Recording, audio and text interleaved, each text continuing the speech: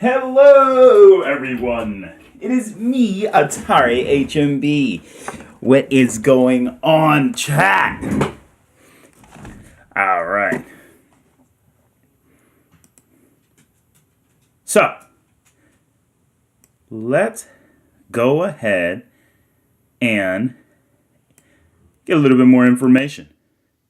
All right. So first and foremost, just want to say how's everyone doing. Secondly, Jackal the Chad, welcome to the chat, man. How's it going, man? It's been a while. Andre, welcome to the chat. Shadow Nightmare, welcome to the chat. Ariel Ramirez, Uncertified Hater, Tyson Pittman, Yamcha, Spirit, Keaton. Everyone, welcome to the chat. Be sure to share this link with your friends and family. We're trying to get as many views as possible on this one. As I eat raspberries. What's up, Texas Toast?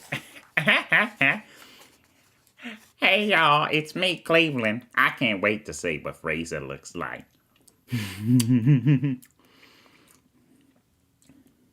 Appreciate you. What's up, Rex Adventures, man? How you doing, man? And everyone, I appreciate you guys. Everyone, it's appreciation. Here's a raspberry, you dumbass dog. You ain't gonna eat it? Eat it! You licked it, so you might as well eat it. I'm not putting this back in my mouth. Anyway, guys, sorry. Doggy here, acting like he don't care. So what I'm gonna do... Hey, man, welcome Juan Kittler. How you doing? So what we're going to do, guys...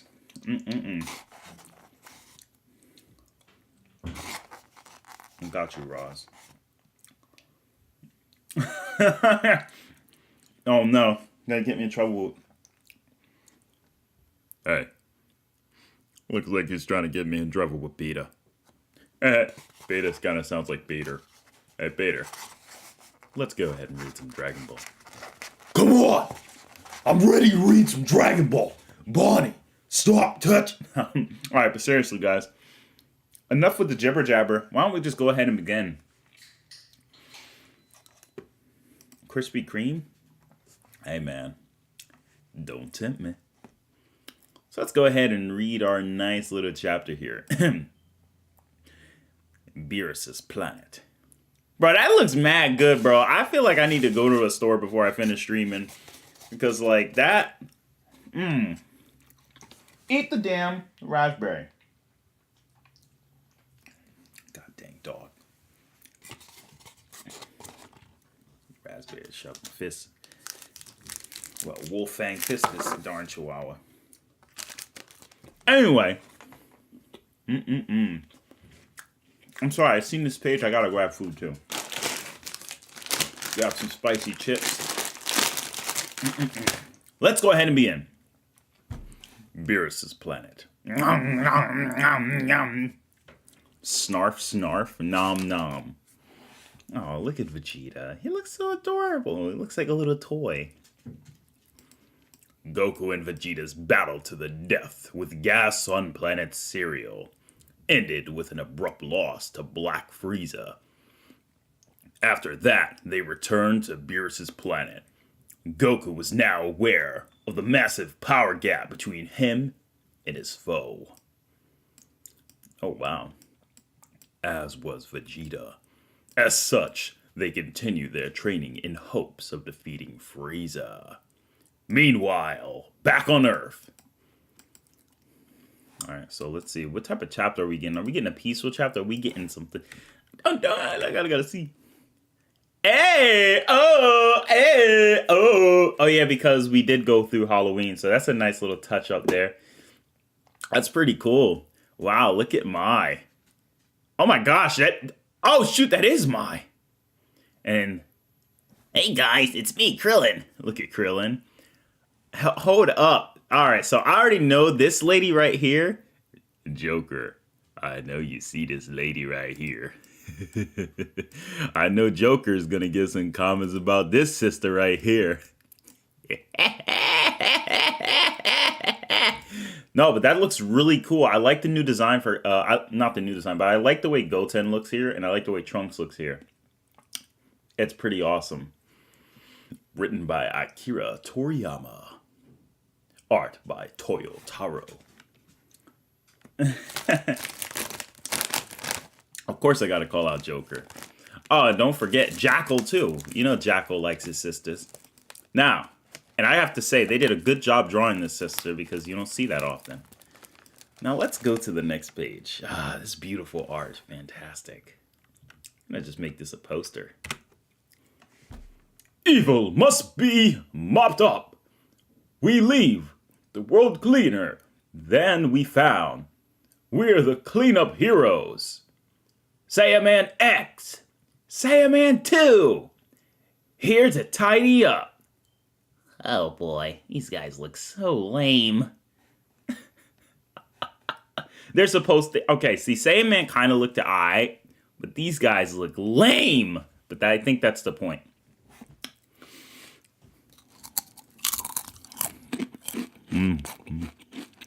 Not bad, Peter. Alright. Jewelry District. Mosquito Town. West Capital. What the... They just flipped over that car. Bold of you to rob a jewelry store in broad daylight, but too brash for your own good. It's them. Those will be heroes who popped up in West Capital recently. Oh yeah, how dare you? How dare you, man? How dare you wreck my ride like that? You snot-nosed wackos. Wait, if they flipped over a car, why would you even put a gun? Bro! Why would you point a gun at guys who just flipped over a goddamn car, bro? Look. Hold up. All right, come. Hey.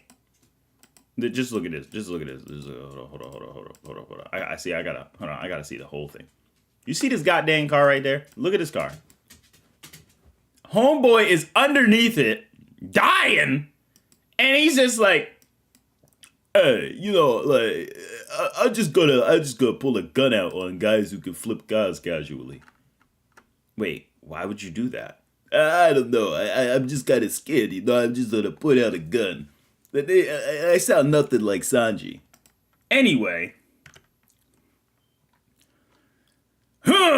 Back off, you useless. Back off unless you want to die. Oh, shoot. Oh, okay. You won't be dirtying our town anymore. Not on my watch. Literally died. Put in the... Now dispose of your trash properly. Yo, Nick! Oh my... Yo, are you idiots? They just cracked a gun! He popped up in front of you, cracked the gun, and you're just like, you little punk. I'm still gonna fight you anyway. And hold up. What is that? What are you gonna do with that? Bro. And this is not just like something that I'm just trying to like be obnoxious about, but like seriously. Why?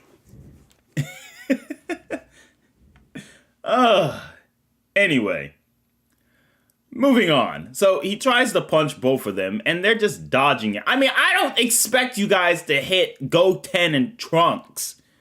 Why would they expect us to think that they would even have a chance? Goten out of the womb would literally body them. Anyway, slinging blades around is risky business. Dang, gets kicked right there. Popped them. Knives can be disposed with normal garbage. What a pain. Oh! Crap! They haven't beaten us yet. Ooh, man, just got kicked with the hi-ya. Yeah, I can just imagine Fox's voice. Hi-ya! Anyway, moving onwards, we see that the crowd is reacting. Well, okay, we give up. Cleanup complete. All right, and then they fly up. That went great, Goten. It was perfect, Trunks. And the best part, our awesome pose. Just like Krina, Clean God himself. Saiyaman X, Saiyaman 2, here to tidy up.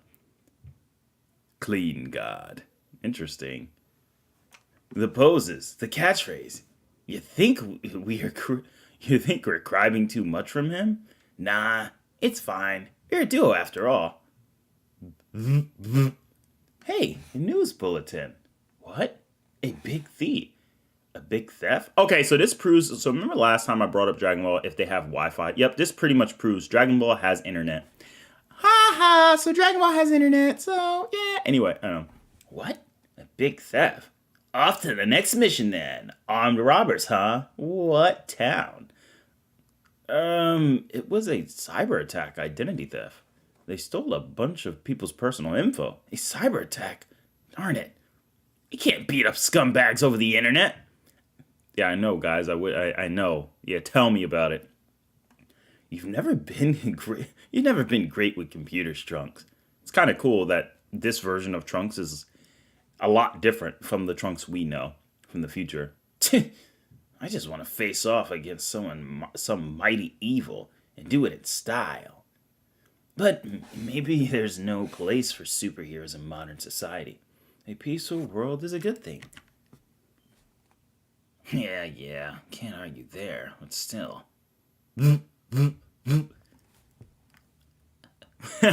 I can already tell. Goten, what do you think you're doing? Mom, you should have been home a while ago. Right, sorry, on my way now. The daring duo exploits a main secret to their families. Bruh, our transformation sequences ain't heroic at all. I wish we had special transformation watches like Gohan, especially since our folks don't know about any of this. I know, I'll have Pilaf make us what we need. Huh? You could just ask for stuff like that? Yeah, I can. It's kind of a long story. Lend me your costume, okay? Oh, sure. See you tomorrow at school. Well, see you at school tomorrow. And is that Nimbus? Okay. Changing out of this is a pain. Maybe I'll just zip home. Maybe I'll just zip home in the costume. Grandpa's here? Yikes. Oh my. Aren't you the mighty something or other man who's been making waves recently? I mop up evil in this world as Saiyaman X. Rawr, rawr. What the heck? What is that thing? Anyway. Alright, so let's continue, guys. Back off, Dino. This isn't the time. That's odd. He's usually only that affectionate with family. Well, superheroes are beloved by one and all, great and small. Sit! Farewell! More and more youngsters know how to fly nowadays. Phew! A close one. I'll really be in for it if Mom finds out I've been blowing off studying to play hero. Was there someone here, dear?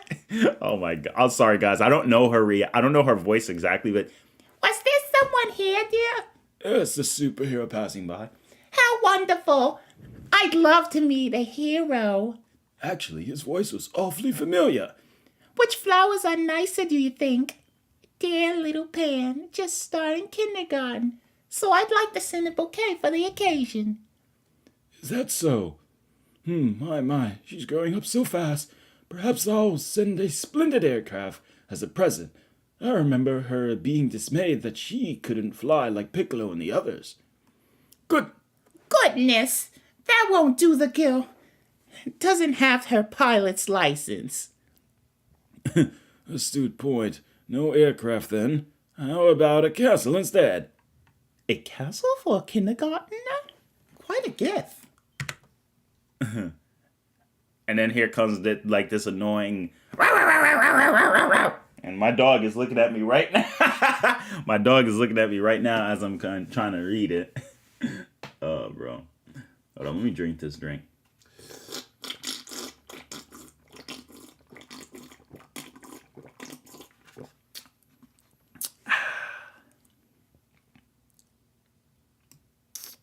Yeah. Ah, that was so good. Anyway. Hey, yo, be right back. I'm gonna get food. All right, bet, man. What is it this time? Beep, up, beep, up, beep. Aren't those our helper bots? What's gotten into them? I wonder what's going on. Honey? Huh? I can't even. Her eyes always stay closed. But at least you know what's funny is that Bulma complains about getting old, but her mom is like in her 60s or 50s. It's hilarious. Anyway. Yeah, Vegeta scales food at night. Hey, Beyond Birthday, welcome. So let's continue. The next day at Capsule Corp. Morning. Oh, Pilaf. How's my request from yesterday coming along? Good morning, youngster. I can't even do. How do I do his voice again now? Good morning, young master. One of them is done, yes. Done already? Thanks a bunch. As simple a request as can be. Goten's will be done tomorrow. Awesome. Thanks. In exchange, Bulma doesn't need to know about me stealing the Dragon Balls, right? Sure. Sure thing. As long as you keep our superhero deal a secret. Rest easy. I haven't even breathed a word to Shu. And Mai. And what might you two be conspiring about? Hi, Mom. Us conspiring? Us conspiracing? Nah. Whatever it is, aren't you late for school? Crap. Thanks again. That looks heavy, Mai. Let me help. Is hair good? Sure, thanks. Why you at it? Mind helping me with mine too? Actually, Mai, I was hoping we could chat. This one's heavy too. About what? Later, once I get home. Bye-bye.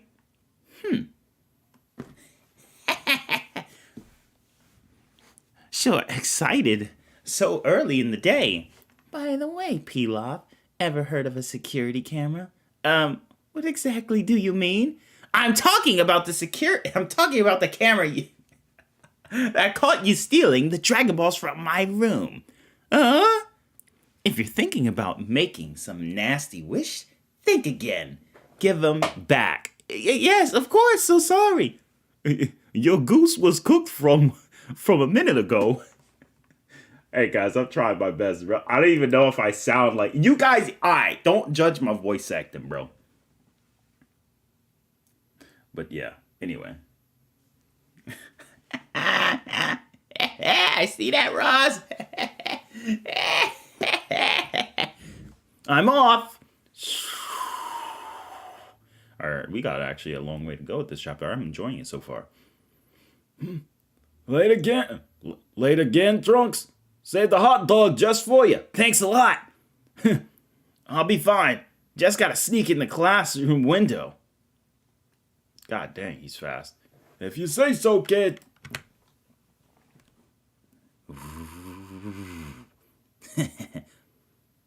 Ding. Wow, that was smart. Bunk. Who the heck did that? Blue Hale High School. Sneak.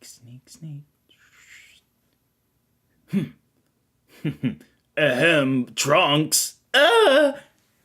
Not even the heir to Capsule Corporation gets to slip in after the bell. Sorry, sir. Continue this tardy streak and your time at the school may be over. Got it. Smooth move, man. Now, back to the lesson. I've been busy. It's not like duty only calls after school. Duty? What duty? Forget it. That won't cut it for me, Mr. CEO. That's the thing, Compass. I don't want to run a corporation. Huh? Why not? It's your ticket to being richer than rich. Which sounds real boring to me. I need more excitement in my life. I hear you're looking for excitement, a little adventure. What do you mean, Rula? Well, did you hear about the ghost? Huh? Ghost? Oh, yeah.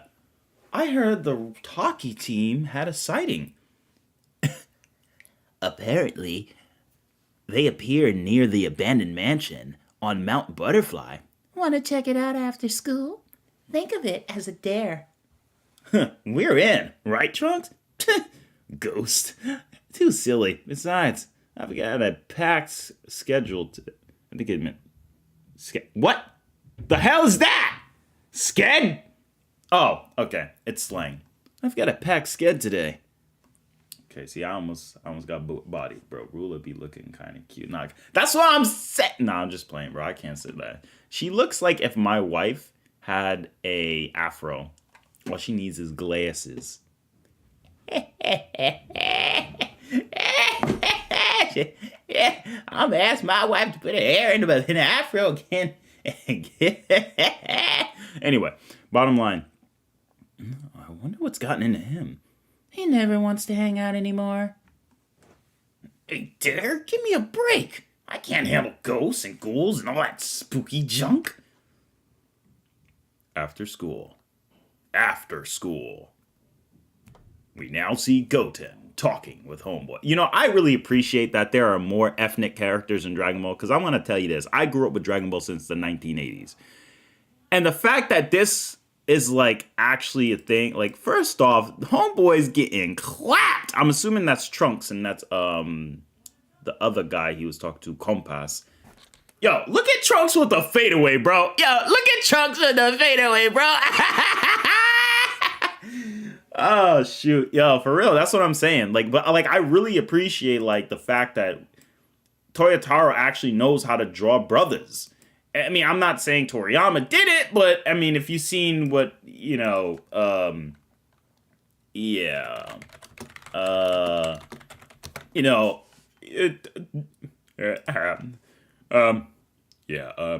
Cleveland, I don't know how to put it, but let's just give you a couple examples. Here's an example of what the crap we're talking about. That's what black people look like in Dragon Ball from Toriyama. All right, you want to see what else they look like? Check this out. Yeah, nice black guy. You know I'm just saying. And you think I'm making this up? No, it's a consistent theme. And no, I know. And I'm not knocking Toriyama, but, I mean, the Japanese didn't really know how to draw black people back in the 80s, in the early 90s. I mean, because this isn't the same thing. I mean, the same thing did happen in Cyborg 009. They changed them up, of course, but that's just because they took inspiration from American cartoons, which American cartoons had a lot of racial, blackface-looking characters for caricatures, and so the Japanese, being ignorant at the time, didn't really know what poverty blacks were suffering from, so they inadvertently used the American cartoons as a reference to kind of do that. Anyway, that's the brief history. That's why Toriyama drew this. Toriyama's not racist. It's just, I mean, that he had, the reference he had for making black people caricatures was literally based upon, basically cultural issues, because, you know, the way the West portrayed black people in their early cartoons, which is where Toriyama got some of his inspiration, that's probably why they look that way. I mean, if you remember Canary from Hunter x Hunter, remember what she used to look like? Terrible. But then they changed her up. They made her look really adorable and a lot more suitable. But bottom line is, look at Homeboy looking fresh, right? Anyway. Yo, Goten, video games at my place again, right? Oh yeah. Hey, Trunks. Yeah. Alright, and then this is the Clean God is here to sweep away evil. Taste my cleanser strike. All right, and they're playing the game, so all you gotta hear is taste my cleanser strike. Games are great, but I want to kick butt in real life too. I bet you can't wait to use your new transformation watch, huh? Man, I want one too. Actually, I gave it a trial run today. Already? Did you find some crime to fight? Nope. But I transformed and flew to the movie theater during my free period to buy these. Whoa! Day 1 tickets for the Cleaning God movie? We thought we'd never get our hands on those. Complete with an in-person meet and greet with the movie star. Too cool. The thing is, Goten, I'm really sorry, but I could only get 2, and there's someone I really want to ask out. What? No way. For real? Let me guess. Is it Mai? I know I owe you one, but give me a minute while I go ask her out. Okay? Yeah, I know, Mr. Clean. Hey, thank you. I appreciate it, uncertified hater. Let's see. On your right. Carry that over this way. It's quite busy, huh? So, Mai, remember that chat I wanted to have with you? Well, are you free this Saturday?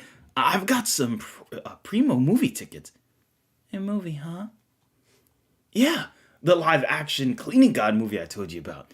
Let me tell you, these tickets were not easy to get. Yeah, it's not really my thing. Sorry, young master. A great volume of helper bots had to be recalled all at once, so we'll be busy repairing them all for the rest of the month. Yeah, what he said. You can't take a single night off? For dinner? And a movie? Oh! Thank you! Thank you. Hey, thank you so much, Retro, for the $2 donation. Was that Captain Falcon? Nah, it wasn't. It was Cleaning God. You can't take a single night off for a dinner and a movie? I'm afraid she cannot. Not even a request from you, young master, can keep us from this work. We're only allowed to live here as long as we're useful. Especially because Boba laid down the law after that business this morning. How long will it take? How long will all it take? Impossible to say for now. It's non-stop as the helper bots keep getting carted in. Got 2 more recalled helper bots here. What's the deal with them? Well, it is they stopped obeying their owners and ran away from their home. I created these helper bots, and I won't make mistakes. Someone must have tampered with them. There's a rumor that when night falls, strange folk appear to meddle with the helper bots. So if I catch these weirdos, Mai will have Saturday night off? If the recall is called off, of course. Great! I've got some criminals to stop. Just you wait, Mai. Up and at 'em, Goten! It's Saiyaman action time! Wait, what? We've got a mission? Later that night. Shu said most of the reports came from this neighborhood. I don't see any strange folk. Maybe the rumor's just a rumor. Even a residential street feels kind of creepy in the dark. Creepy? That reminds me, people said that ghosts are showing up around here too. Cut it out, Goten! There's no such thing as ghost, okay? Hang on, are you scared of ghost, Trunks? Scared? Never! As the son of a scientist, I don't believe in them. Well, that's funny, because I'm pretty sure both our dads have died and come back as ghosts or whatever. That's not the same! Oof! Uh-huh? Oh, sorry. I don't believe I do believe. Huh? Hey, Trunks. That must be the culprit. Huh? Cook me a fine dinner once we're home, robotty. Roger, Roger. Beep. What's the matter? Beep, beep. Well, off are you off to? See? He must have been doing something to do. He must have done something to it with that remote control. And he wears that spooky mask to scare people away. What a dirty move.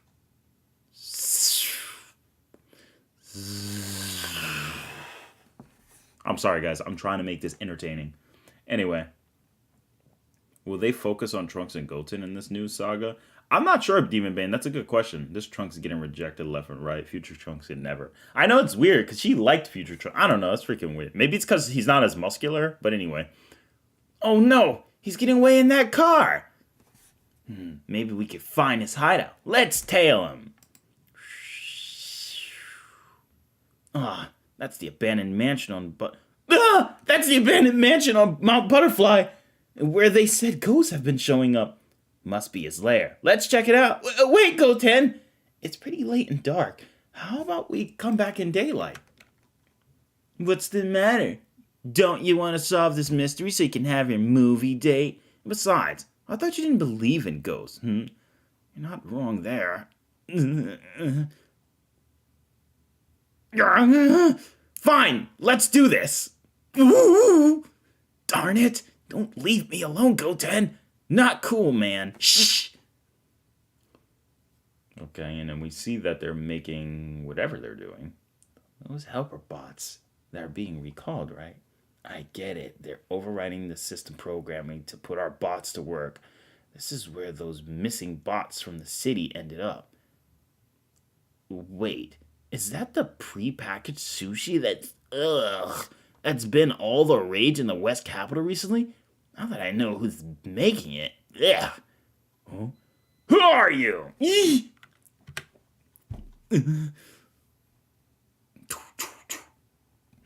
How'd you kids sneak in here?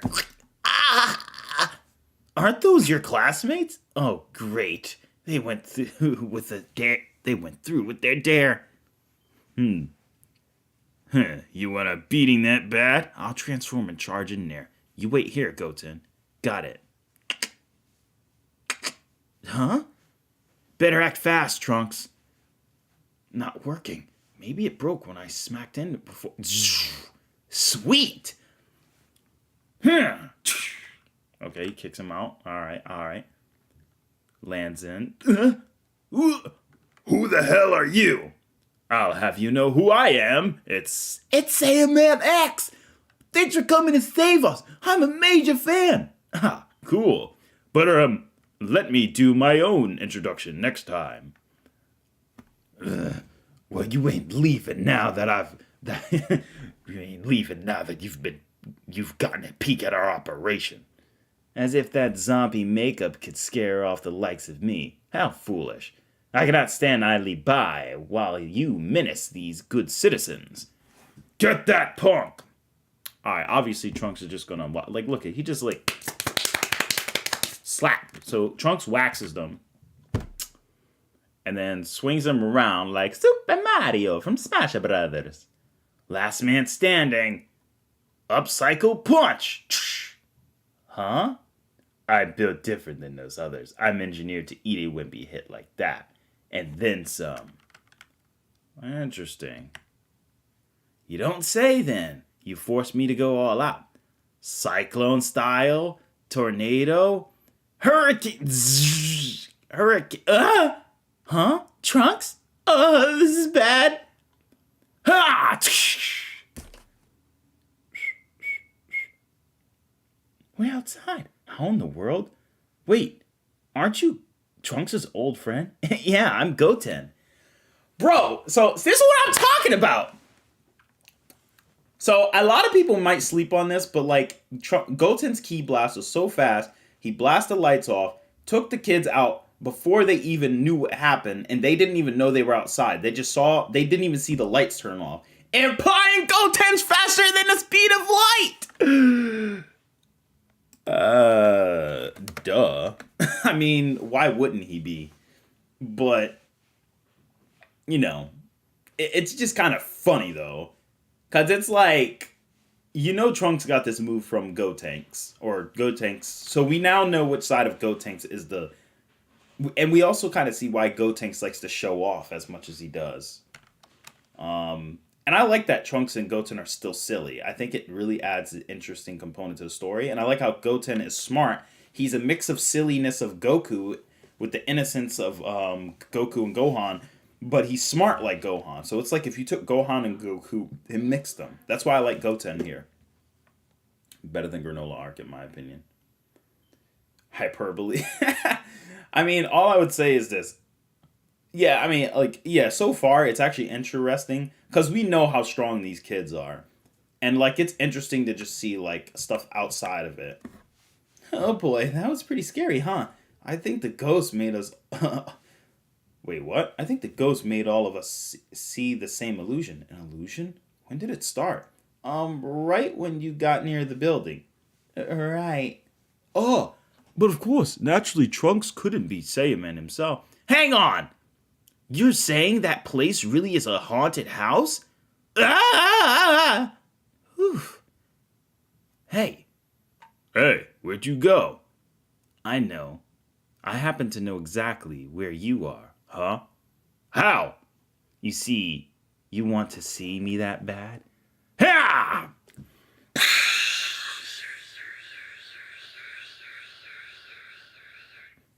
What the hell are you? Allow me to introduce myself correctly this time. I am Saiyaman X, here to mop up evil. A superhero. God dang. Cleanup complete. Turns on the... Alright, first off, guys, so in the chat, do you think he really needed Super Saiyan, or you think he's just, you know, just being him? Because, like, otherwise, this guy... Because... Let's look at the narrative. You're not going to tell me narratively that Toyotaro and Toriyama intended for this guy to be some multi-solar system level fighter. This baboon is not some multi-solar system guy. Because Goten and Trunks were literally, even in their base form in the Buu Saga, when they were 8 and 7 years old. And they are stronger here. You know why I know they're stronger here? Because in the movie, when they turned into the fat Gotenks, they still put up a decent fight. Meaning their base for base is way stronger. Because otherwise, the fat Gotenks, when there was a kid, would have... But this Gotenks, they were able to actually fight. Implying they are literally stronger. So even when they mess up fusion, they're still stronger.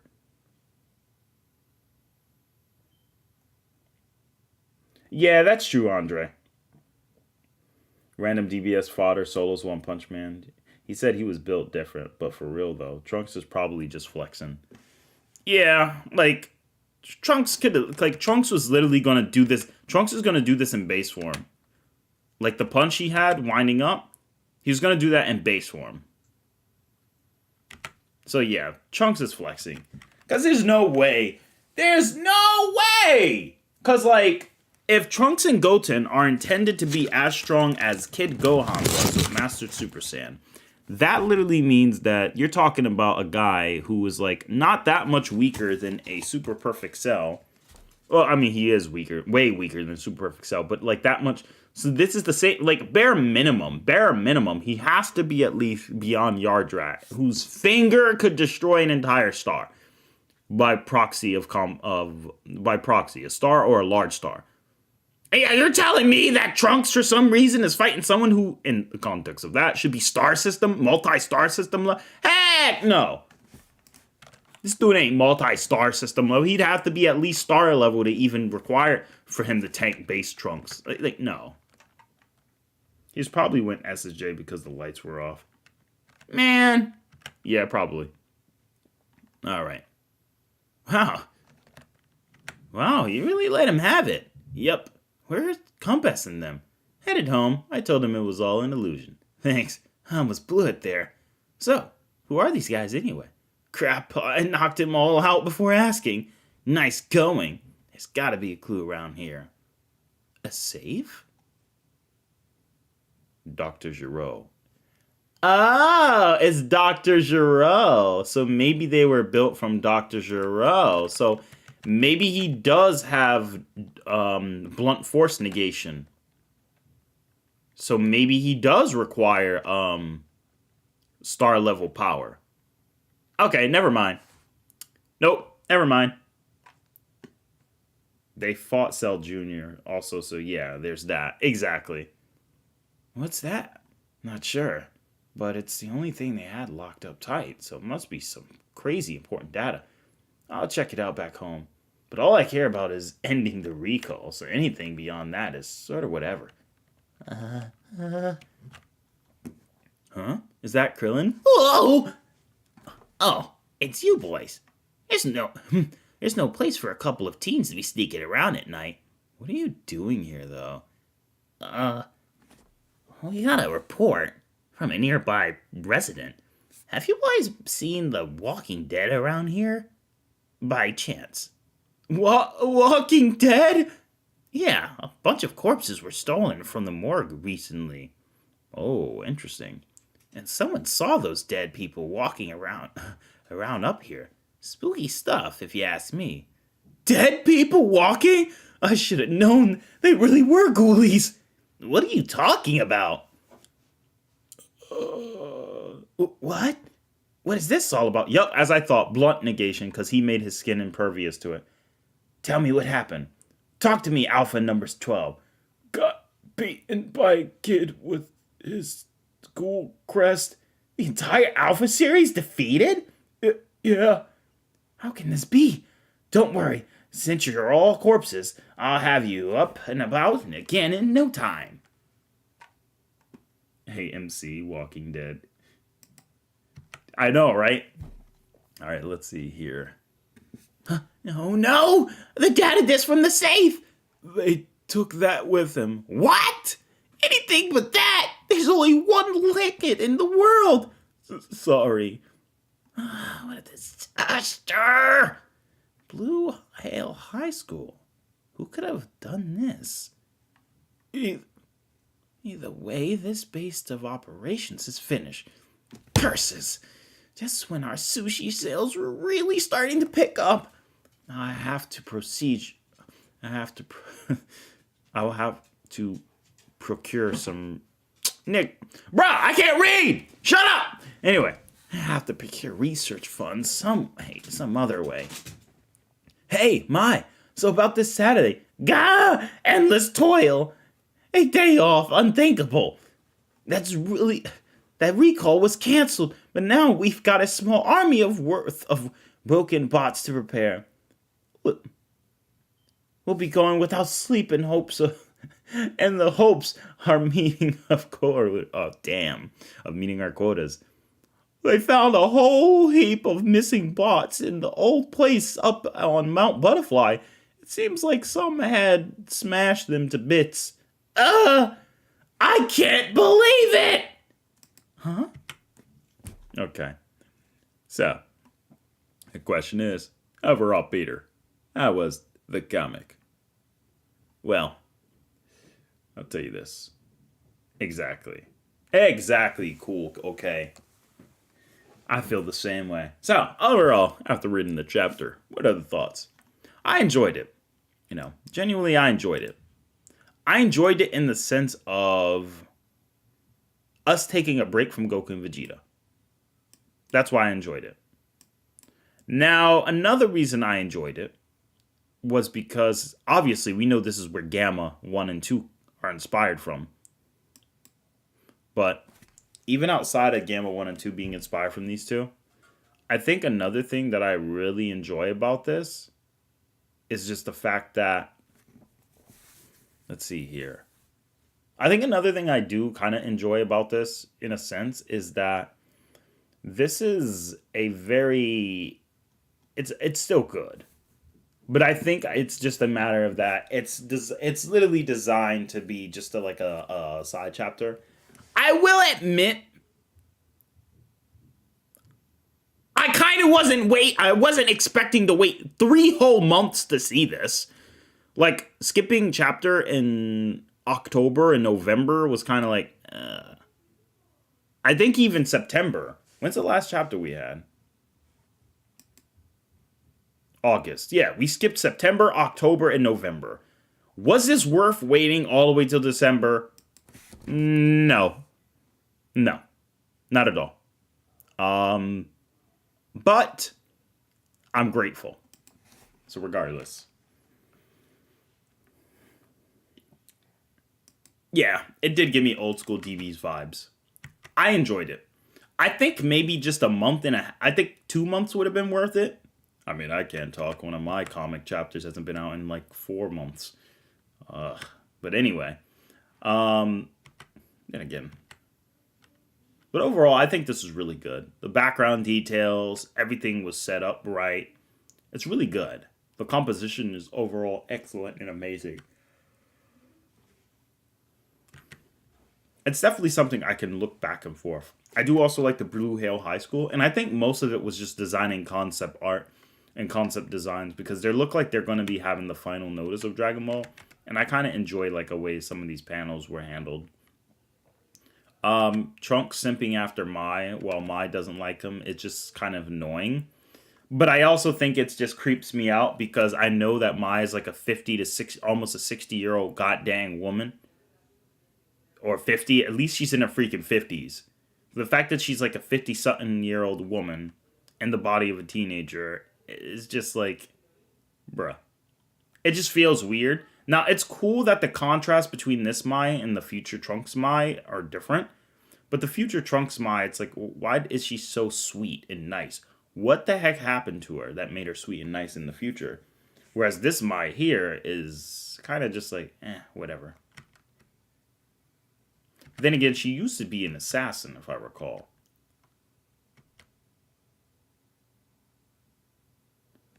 Also, fun fact that I just kind of... I mean, I noticed this before, but... What are you guys' thoughts on Trunks' hair being blue? Like Kid Trunks. What are you guys' honest thoughts on Kid Trunks' hair being blue? Do you think it should have stayed purple? Like in the anime? What do you guys think? Personally... I either think it should have stayed purple like in the anime. But then again, I know why they made it blue. Because the idea is that... I mean, maybe it's like Baki, when Baki's hair was like carrot top. And then Baki's hair later became like a reddish color, like a reddish brunette. A mix of his mom and his dad, Yujiro and Emi. But I don't know. I still prefer the purple. Yeah, me too. Maybe it's because she was forced to cooperate with others. I mean, she was just Pilaf's goons before, but in the future she devoted herself to saving humanity. Good point, Cool, okay. Why future Mai so young? That's what I'm saying. I'm guessing Mai in the future really just appreciated life more when she lost everything.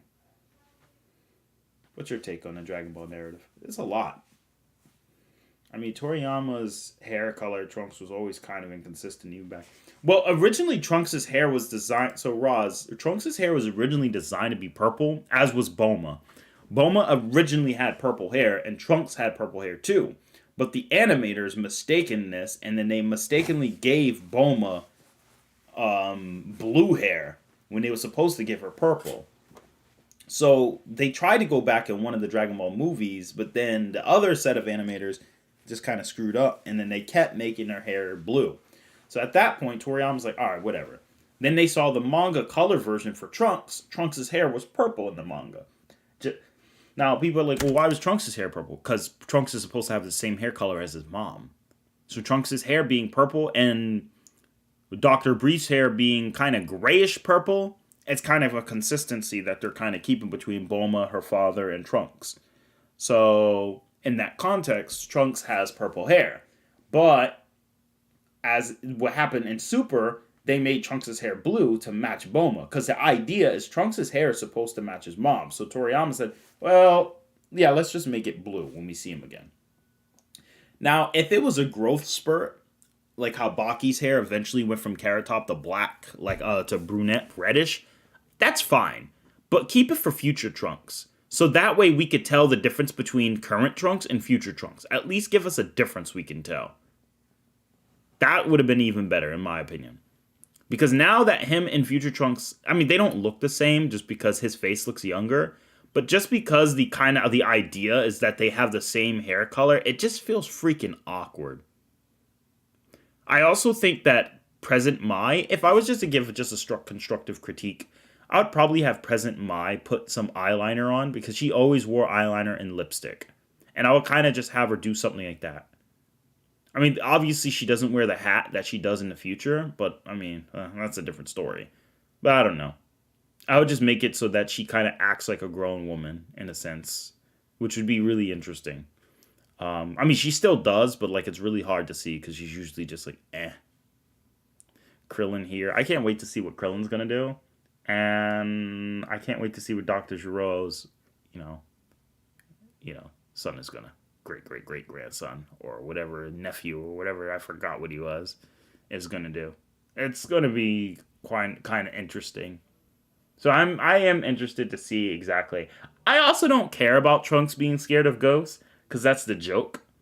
I mean, Vegeta's scared of worms, Goku's scared of needles, and Trunks was the cool kid when he was a kid. But as they're older, Trunks technically is still like mischievous, and I like that. Because he actually acts like a kid. He actually acts like a high schooler. And Goten too, but Goten's smart and has the innocence of Goku, but still acts the mischievous because he's also a teen. So they actually act like teens, and that's what I enjoy about this. Imagine Krillin mentors Trunks and Goten. That'd be interesting. Meanwhile, in DBS anime, both Trunks have different hair color. Exactly. So it's like so weird to see that the animators went that direction. Alright, well the spoiler ban is off because now we already know what happened. So spoil all you want. Anyway, guys, I'd say it's a 8.5 out of 10 chapter. Maybe 9. 8.5 out of 10. Maybe 9. One or the other. I enjoyed the chapter overall because I liked the direction they were going in. It's clear that they put a lot of effort into it. So I'll give it a 9. 9 out of 10. Overall, it was enjoyable. Seeing the interactions. Seeing Trunks' grandmother and grandfather again being drawn. Seeing the really nice detail. I mean, look at this art. Like, actually seeing them in Dragon Ball Super looks great. Seeing Pilaf interact with Trunks, Mai, and this is supposed to be 4 years after the granola art, or something like that, or 3 years, because there was a year that passed after the Tournament of Power, or a year that passed after the Goku Black arc, or something like that. So yeah, there's a lot. So this is pretty cool. And Trunks passing the nickel, Trunks flying back to school, making sure people don't have trash, so having good morals. Trunks being more of a show-off and not getting the job done, unlike Future Trunks, who was traumatized. So Future Trunks just gets rid of everything if he needs to. So it's interesting, especially because Trunks literally acts like a brat, which I enjoy in a way. And even the outfit contrast, Gotenks dresses very sophisticated and proper, but Trunks dresses with like swag and slang.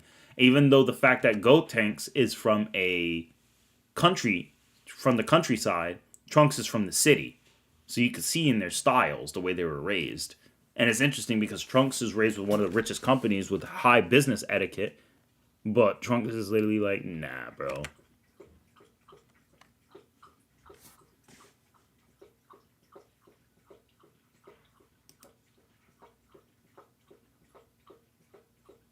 You got back from your English and biology test. Welcome.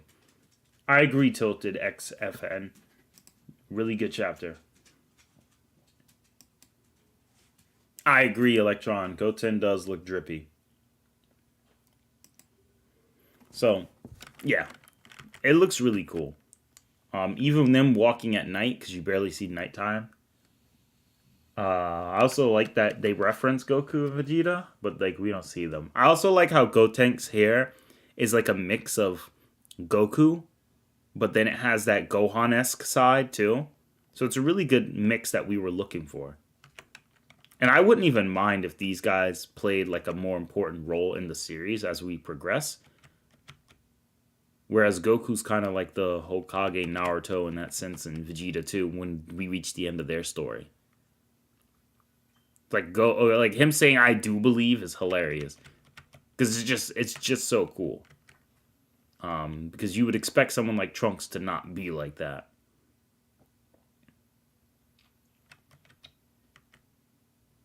Anyway, though. And it's funny how he imagines Mai, but Mai would never act like that.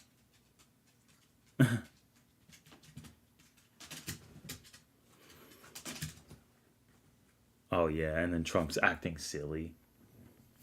I kind of wish Goten and Trunks had superhero antics that builds up to a threat on Earth that Goku and Vegeta aren't there to solve.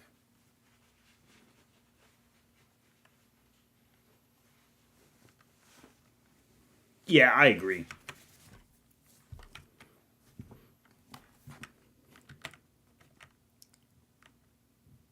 Like, this is so cool.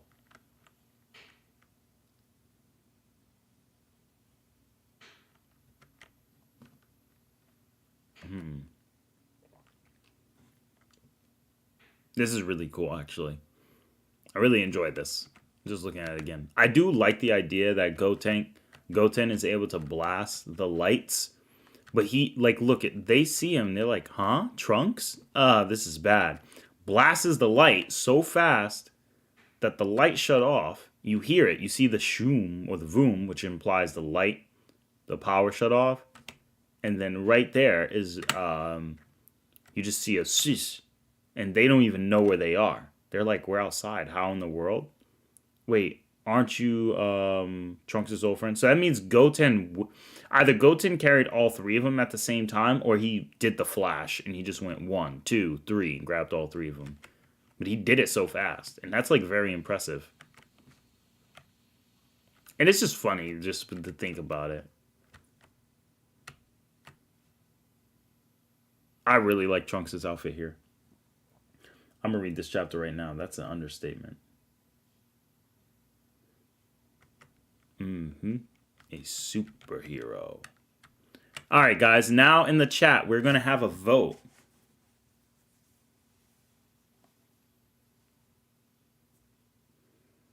So now we're going to have a quick vote.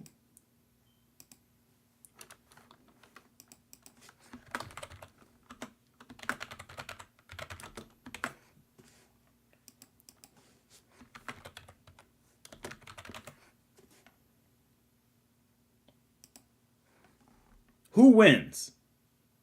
Who wins this battle? God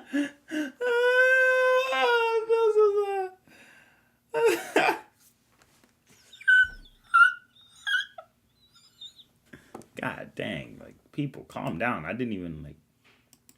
The poll didn't even have 5 seconds. Anyone picks Deku, they're banned. No, I'm just kidding. I'm just kidding. All right. Oh, shoot, somebody picked Deku! Ah!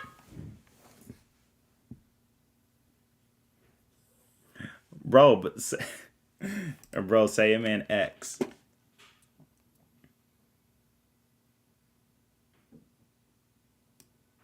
All right.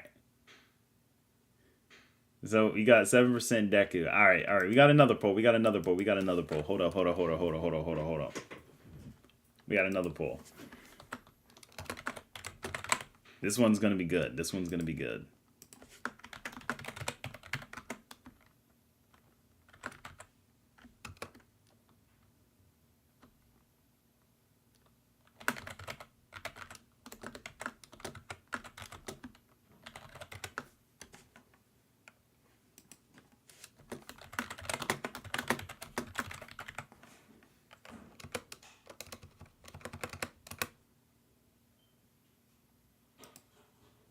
There we go.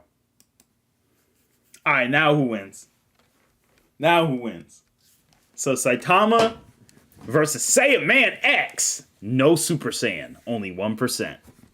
So you think Trunks at 1% could beat Saitama? That's the question. God dang, Vegeta skits. Oh, we got some Saitamas in the chat. Oh, that's 8% Saitama. Trunks fought Cell, Max, and Base. Yeah, but still, only 1% though. So the old. Yeah, let go of your stupid dreams, Zolo. Hang on to your stupid dreams, Zolo. All right. Now I'd like to understand a couple of battles. Roz! Before I end the stream in another 30 minutes, I want you to immediately join the voice cord. The Joker. Let me start a call with you guys. Dun-dun-dun, dun-dun-dun, dun-dun-dun, dun-dun-dun. Okay, hold on. My stupid...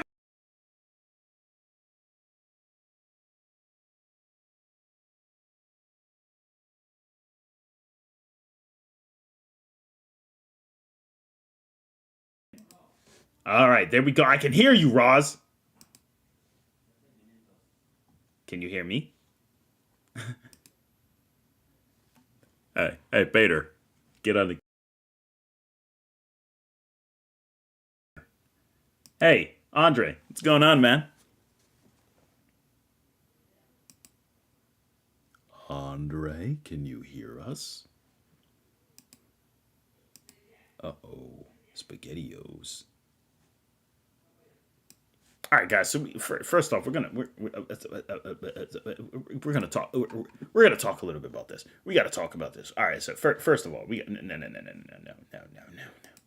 Oh no, we got to talk about this. All right. So we're going back down. We're going to the bottom. We're going to the bottom. We're gonna start all these battles off. All right. So we're gonna start from round 1. We're gonna move our way up, guys.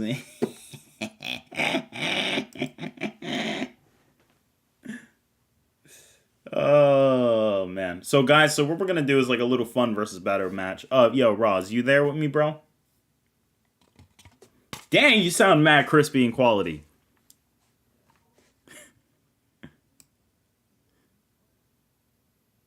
Oh, okay. Perfect. So I don't think they can hear you yet. So let me just check something. Because I had to unplug this baboon. Wait, hold up. Yeah, is this it? No. Yes. Now say something, Roz. I'm gonna say the N-word. No! Okay, we can hear you.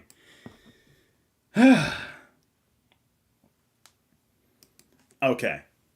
All right. So, everybody relax. All right. Can you guys hear Roz now?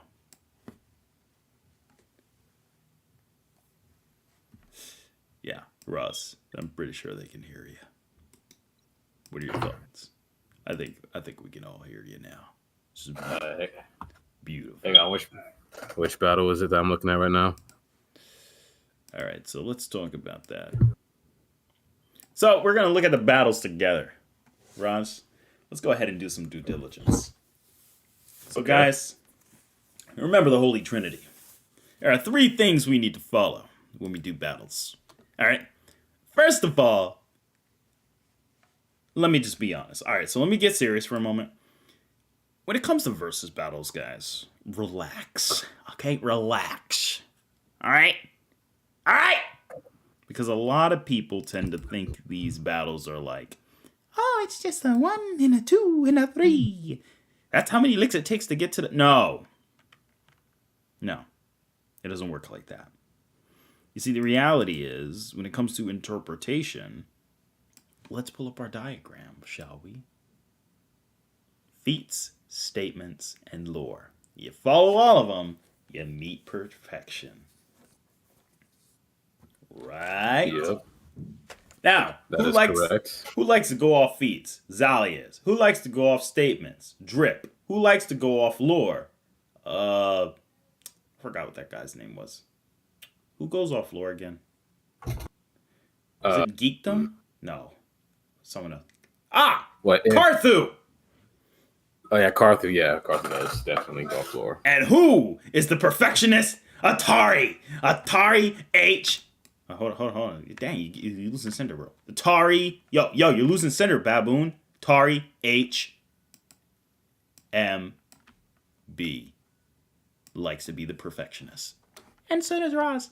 But the point is, we are all trying to be perfect. For the most part.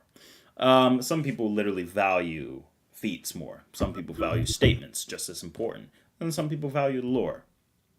So, with that said, overall, there's a difference between the power scaling aspect and the narrative analyst aspect, and then the philosophical aspect. Who follows the power scaling aspect?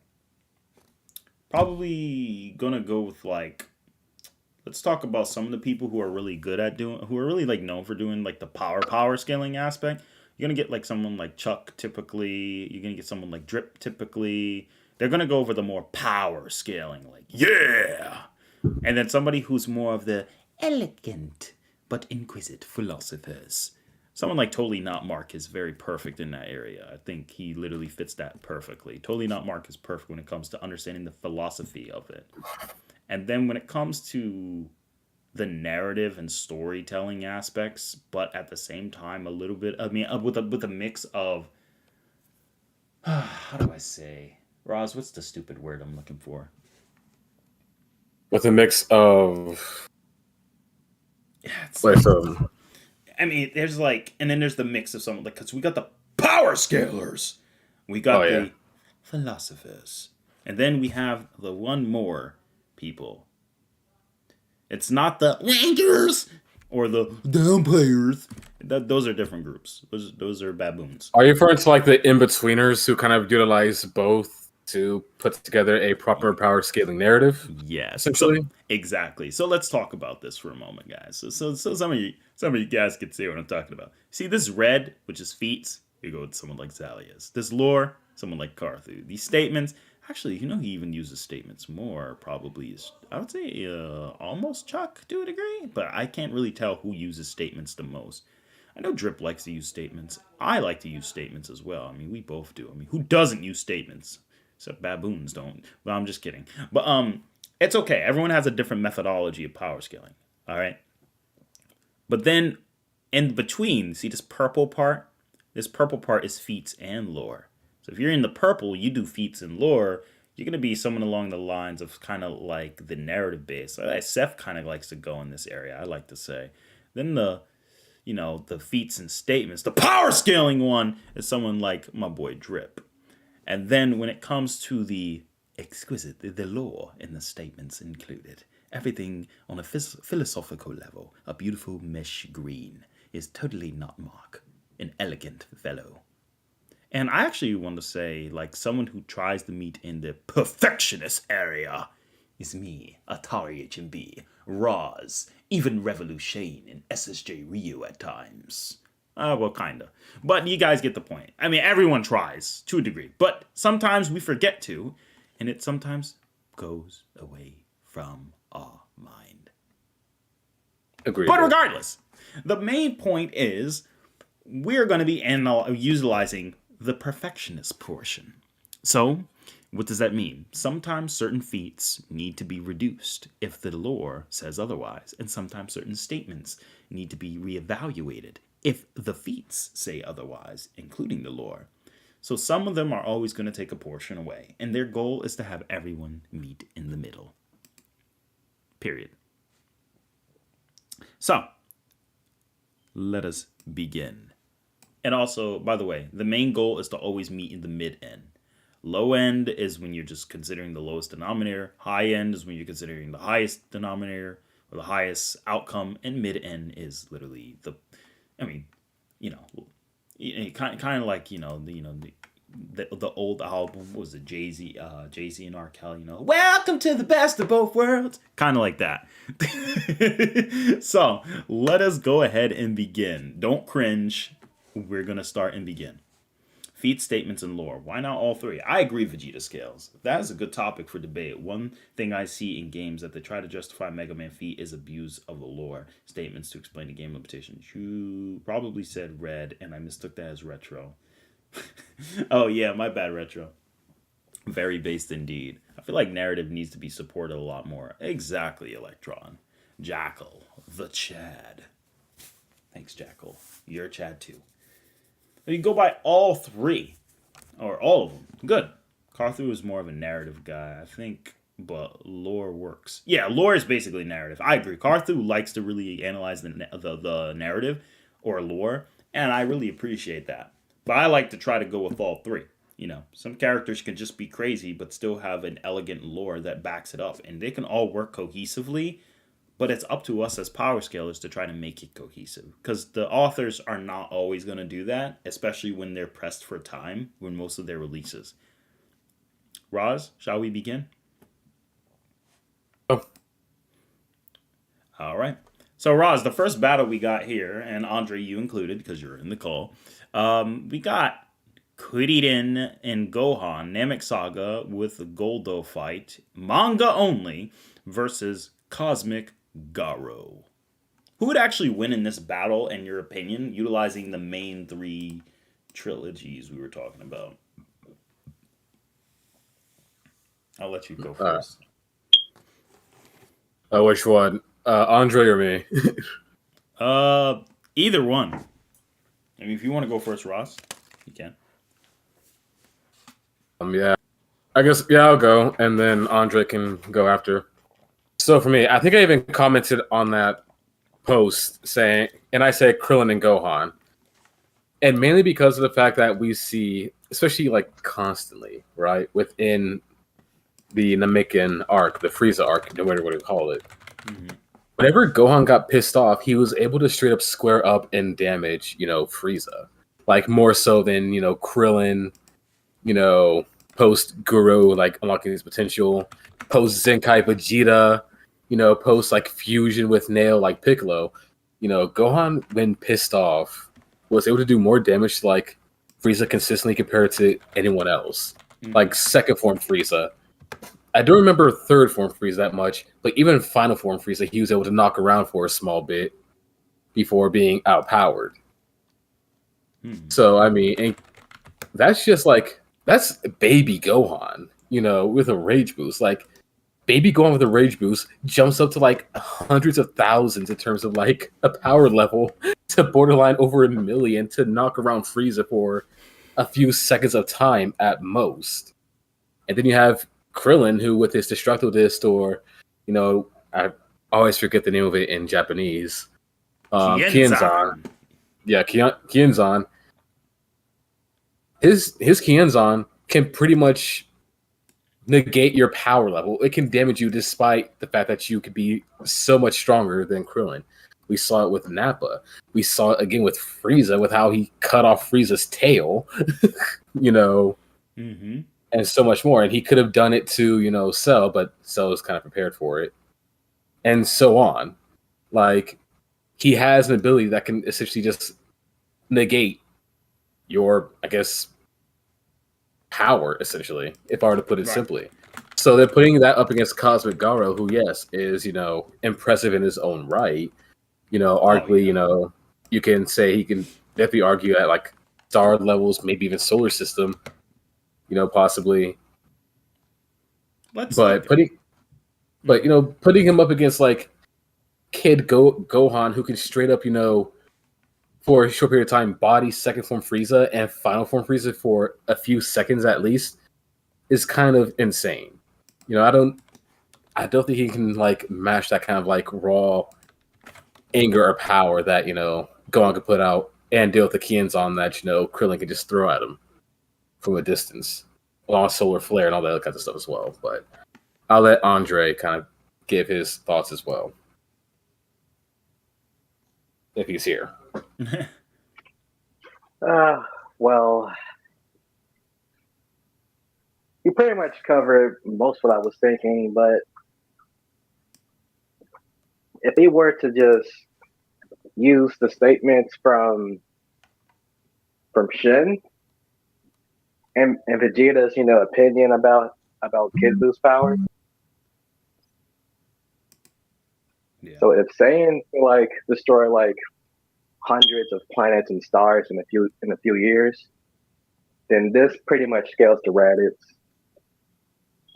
And since Krillin and Gohan at this point are so much stronger. Oh, wow. Yeah, Frieza did say that.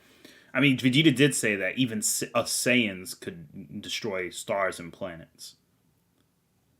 So, and they're so much stronger. And Goro, well, you can only like scale him to at least North Star level. So it's like, you might as well just put him against Saiyan Saga characters, to be honest.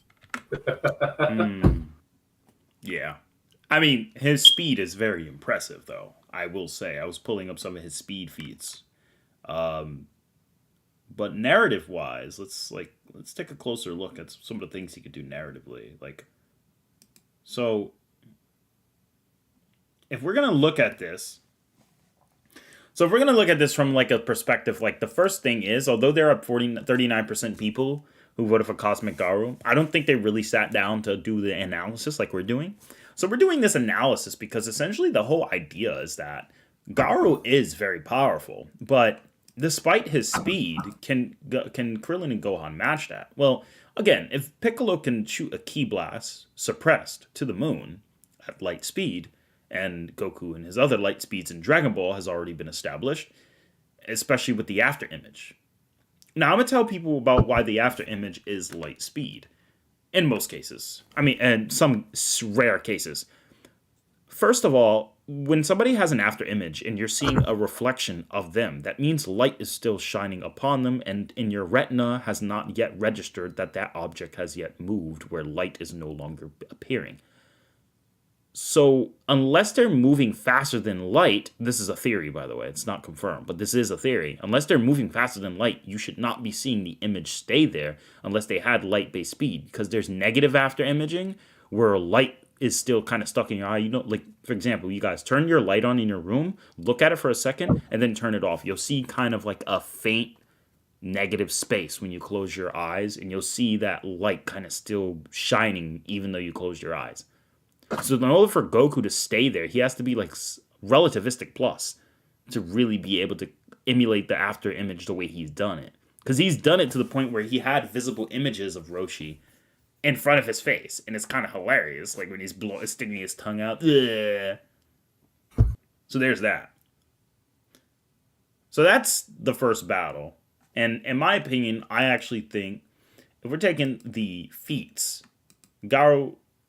feats-wise, Garou has the better feats, kinda, for what he's done. It's like this. He has better feats with no context. Because if you watch Gohan do what he does to Frieza, if you had no context on what's going on, you'll just think, oh, wow, that's impressive. But if we're talking about large-scale destructive capacity, yeah, then obviously Garou's going to be the man to take that. Because you don't really see Gohan and Krillin make giant explosions in terms of their individuality. We know they have really good feats with context, but we're just talking about like showing off DC. All right, cool. But what about when we incorporate the statements, though? Well, the statements kind of imply to us Garou was at the level of enraged Saitama. So that's very impressive. The same Saitama who can, without even being, with only being mildly serious, could deflect Boros's attack and hit Boros with enough strength to kill him. Which, of course, you have to consider Boros was weakened already after sending out an attack because it's his trump card, brings him to his limits. So if I did my most powerful attack and my power level like went from 100 to like 1%, and then you bodied me with your serious attack, it's like, yeah, you negated my attack, but you didn't need that much strength to kind of finish me off. If that makes sense. So then in that context, I think Garou is very powerful, but I think that the winner in this case is going to be Gohan and Krillin, because Gohan and Krillin can think of strategies in order to distract Cosmic Garou. And if Gohan gets enraged, as Roz said along with Andre, that's a crazy power level jump. Because Gohan went from a power level what we consider to be in the 10Ks, but this is the Goldo fight Gohan. But that same Gohan still would be able to do what he did to Frieza. That really wouldn't change much besides... Okay, well, actually, wait. No, it would. Because Gohan did get a Zenkai after fighting Raccoon. So, but even then, Gohan was as strong as Saiyan Saga Vegeta. And if not, if he gets mad, then I'm pretty sure he could just amp that up by tenfold. Which is... Yeah, like keep in mind, not to cut you off there, I mean, with the power level of 10K, going off of anime only, but it's consistent even in Dragon Ball Kai, King Vegeta could just wave his hand and blow up like 3 planets, right? Which some people calc at being close to like star levels of power. And you have and then you have like baby Gohan essentially surpass that along with like Vegeta from the Saiyan saga. Yeah, and then like a short bit of time. Yeah, and then reach Frieza levels by getting pissed off. And Andre did kind of brought up the the only even Saiyans can do that scan, which kind of is supported by King Vegeta. So narrative wise, like narrative intended by Toriyama, like lore, Saiyans should be capable of that. Remember the Cerealians? Actually, I have Dragon Ball Super up. Let's go back to that chapter. Didn't the Cerealians blow up a moon casually? Yeah. Yeah, one of them blew up the moon casually to try and stop the Saiyans. Mm-hmm. Like literally, like one shot the moon with like his finger, essentially. Yeah, what chapter was that? It's gonna be. That's. When was that? 76-ish. Yeah. No, that's when Vegeta started fighting. Yep. Skip. There we go. I do see this where the baby's coming and he's getting a memory in the flashback. It might be the next chapter after this. 18 viewers. Let's keep it up, guys. Keep it coming. All right, there we go. We Namekians. Yep, and they're talking about... Oh, hey, here it is. Yep. There weren't many of us Namekians and Cerealians on the planet to begin with, so their invasion went off without much of a hitch. And then the Dragon Balls, Manito. Alright, I found the last surviving on the Namek. And the Cerealians didn't fare much. Okay, and then you have the Great Ape. And then you see this kid going. They come over to the kid. This guy shoots at them. Alright, and he's saying... The moon, flock. Aim for the moon. Got you. Alright, and then... Yeah! Grazes the Great Ape. It goes all the way up to the moon. Boom. But wait, dang, that went to the moon god dang fast. Blows up. And then they all come back. We got him now. Yeah, wouldn't be too sure. Sorry, pal, but we're plenty strong even without our Great Ape transformation. Strong enough anyway. Did he just kill him with one shot? Yeah, that's saying like literally one shot him. The same guy who could casually blow up a moon when he's exhausted. Yeah, this guy was a damage, blew up the moon, and got one shotted by a Saiyan. So I mean, that Saiyan should at least be like, at least like a small planet, at least planetary ranges in power alone. Yeah, and then if you because literally they didn't even need their Great Ape for him. Come on, Leek. Let's mop up the rest and get out of here. You're gonna be alright. And Leek was the more of the weaker one who got nicked and scratched. And even he was just like, man, come on, bro. So that right there should already support the idea that, yeah. So when you factor in that already, and that's just like a lower end power level, and Saiyans are average, like lower than even Raditz at times, or average at Raditz level. Then or average like 1500 to 2K. It's like crazy when you think Gohan's a 10K. So I would have to agree.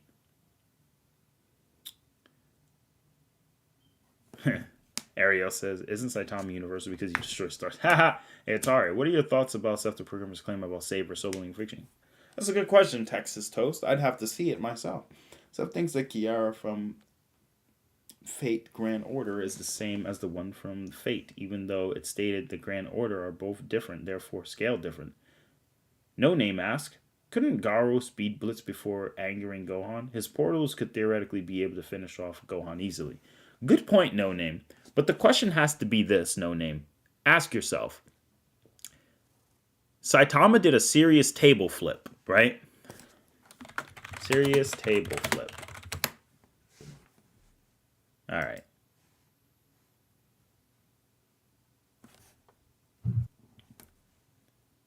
With a serious table flip, we get all of this. So I think it's safe to assume Saitama isn't actually going all out, considering his table flip doesn't even begin to compare to the serious one. Yeah. Oh, and that's just they were knocked away. With that kind of energy, who knows how far they could have flown from the recoil. Yeah, that's just like recoil-based energy. Yep. Yeah, so that's like nothing like crazy.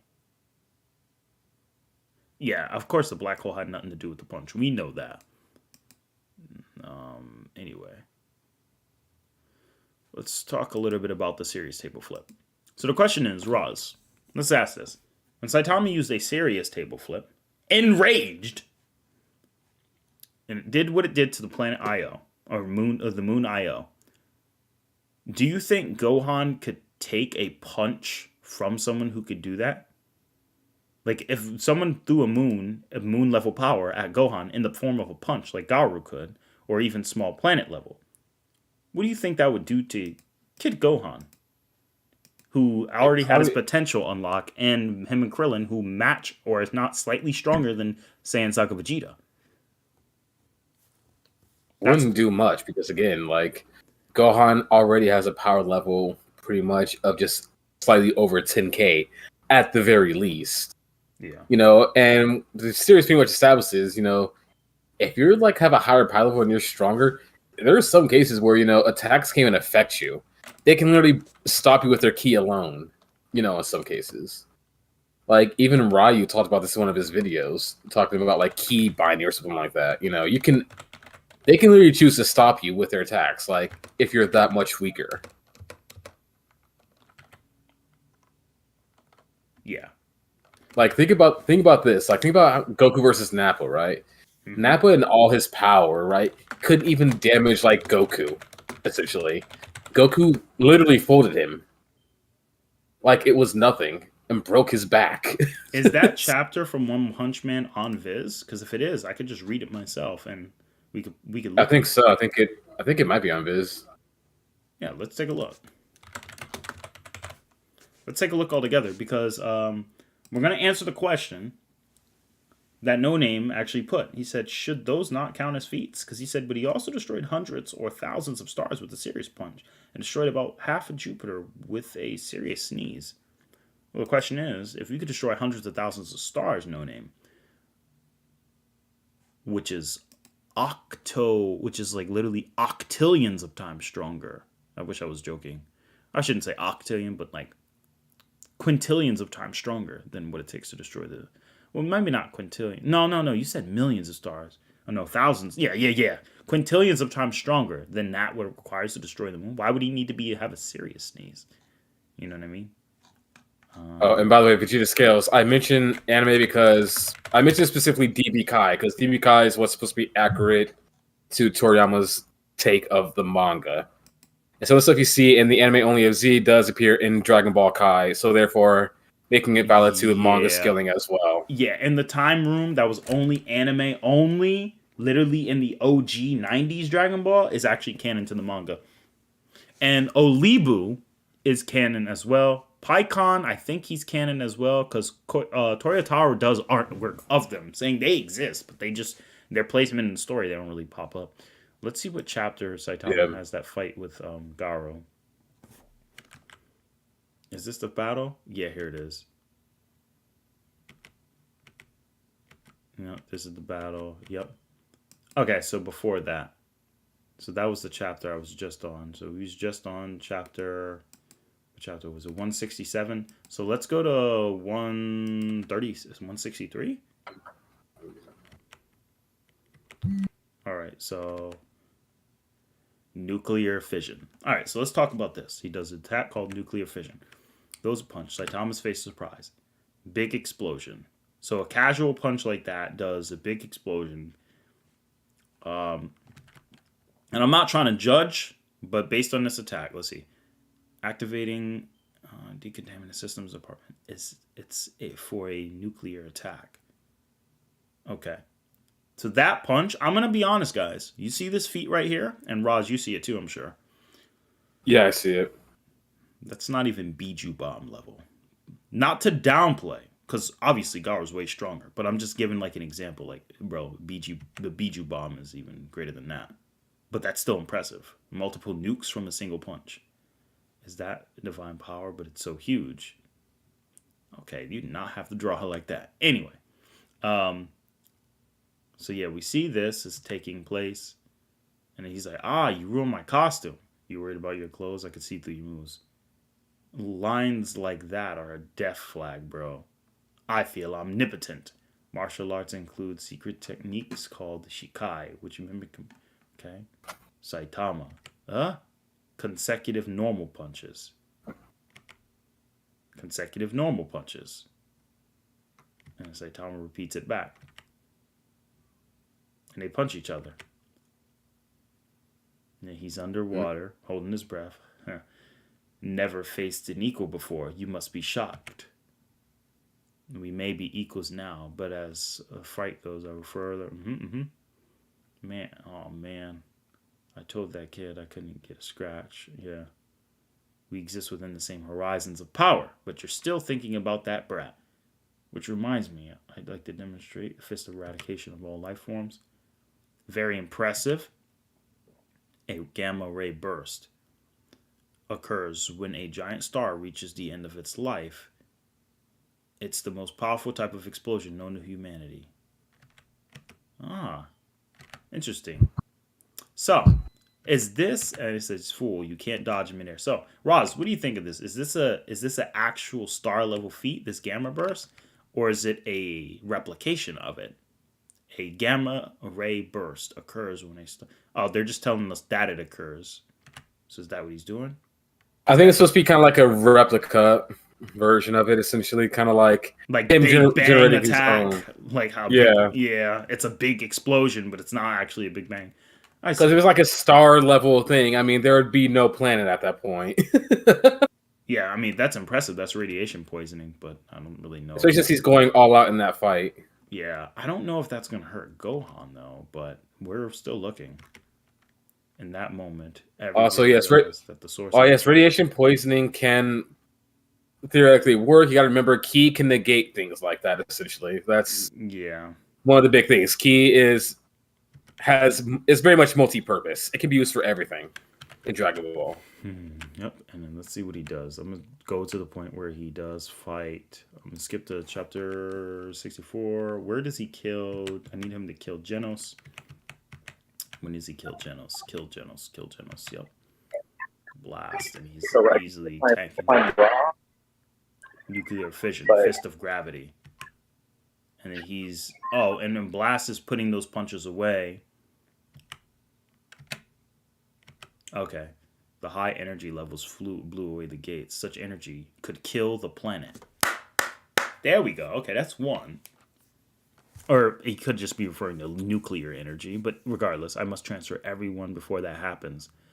So being class S, rank number 1, actually means something, huh? But I couldn't care less about you. That bald guy still wasn't giving his all, but now I can copy his full strength and defeat him. And need to make him get serious. Huh? Oh man, he kills him. There we go. And there it comes. Here it is. What took so long? It's you from before. You shouldn't be here. Take this. Genos. Yep. Oh, I love this. Oh, Saitama's so cool. When he's not being like fangasmed from people. Killer move. Serious punches. Interesting. Mode. Saitama mode. Serious punch. Both of them together. Interesting. What? What is that energy? Oh no. It'll blow Earth to smithereens. Okay. So that's about planetary, right, Roz? Yeah, pretty much. Easily, if it can blow the Earth to smithereens. Like, that one punch could destroy the entirety of the planet like it's nothing, so yeah. Yep. So now he's taking them away. Serious punch to the second power. Or I guess it's a serious punch too. And then he teleports them up in the atmosphere. The energy is too great. The gate, I can't get enough distance. I have to at least find a way to deflect the destructive energy away from the Earth. So I guess Earth can't be underestimated. I'm surprised there's another hero besides you who can take on an awakened divinity of that scale. But who is it? You guys. All right, that's Boros and a couple of them. You owe us one. So is that the spirit of Boros and a couple of other villains? Interesting. So then the blast goes. So we see this new the blast. Okay, so literally it's being condensed, transformed. We can see where Saitama landed on the moon. Interesting. When we see that being made, we see the big boom. And what happened to those two? Did they get blown away? The repercussion from that energy. I have no idea how far the. See, that's not a star feat. That's a reflect. So he was trying to teleport them away from the Earth so they didn't destroy it, but he didn't have enough energy because they had planetary power. Blast is barely planetary, and so he had to utilize what looked like outside help from 3 other sources who likely are planetary to kind of utilize that teleportation. And so because the energy, they barely got them away, it just recoiled them as a result of the teleportation or getting them away with enough distance. Because the point is, he moves you with distance, and if he doesn't have enough power to do it, he can't just like no limits fallacy put you anywhere. So yeah, guys. So what do people in the chat think? Let's do a poll now. Is it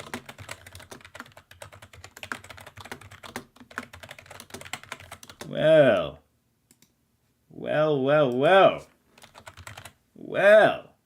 Oh boy.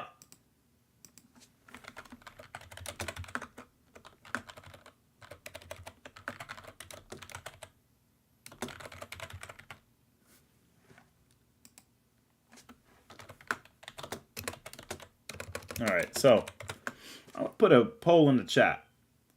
Let's ask the community. Hey, Peter, let's ask the community. Let's ask you, Roz, Andre. So now that we literally just read the context on stream, what do you guys think?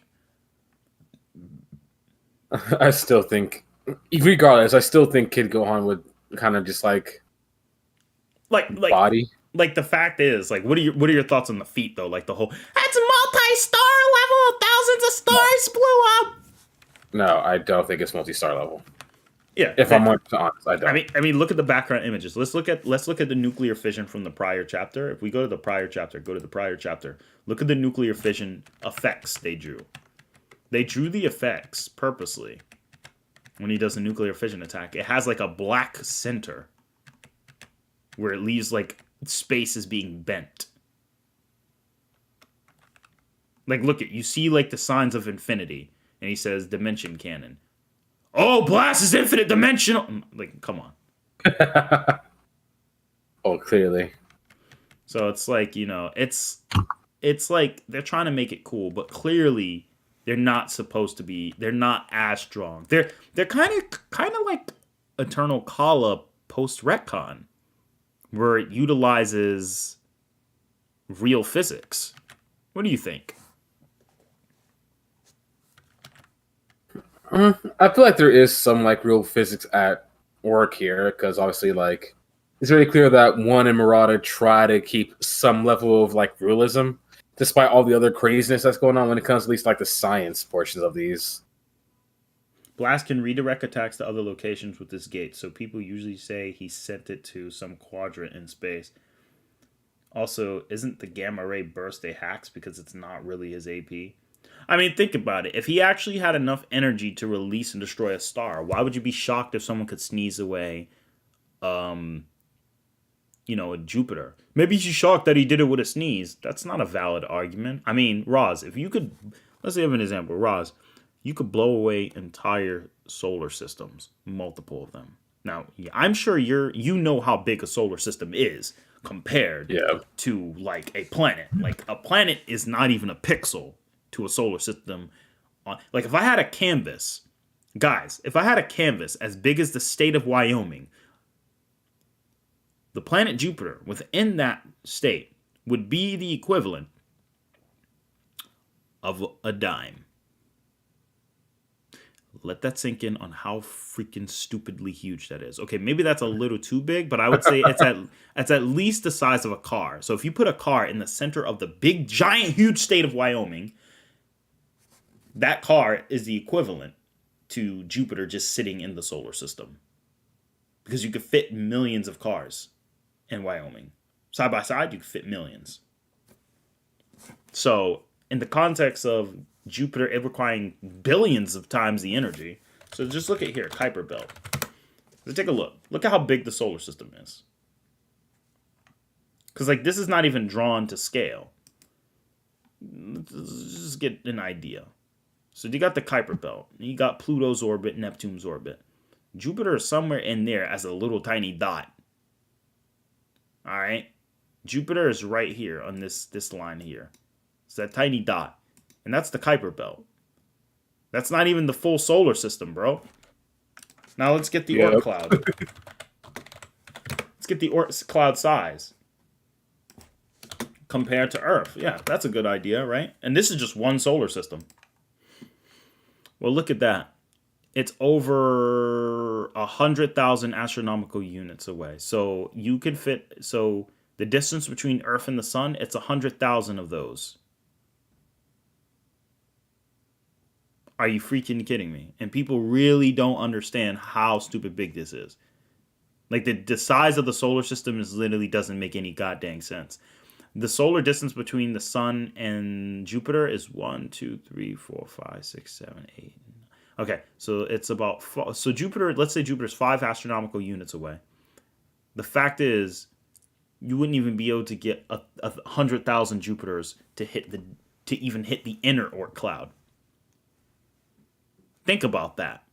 Think about that. You can't even get 100,000 Jupiters to the edge of the inner Oort cloud. You can't even get it here where Pluto is at. If I put 100,000 Jupiters side by side, you know it wouldn't even reach Pluto? It wouldn't even reach Uranus. So like really factor in how scarily huge the solar system truly is. Like it's so big, it shouldn't even make sense to be that goddamn big. So under that premise, Roz, if you could destroy just one solar system within the Oort cloud, would you be scared if someone sneezed away Jupiter as a planet? Oh. Even if someone sneezed away the sun or farted and the sun blew up, the fact that you have solar system level power, would that scare you? Considering the fact that the sun, you can fit 1,000 suns within the Oort cloud?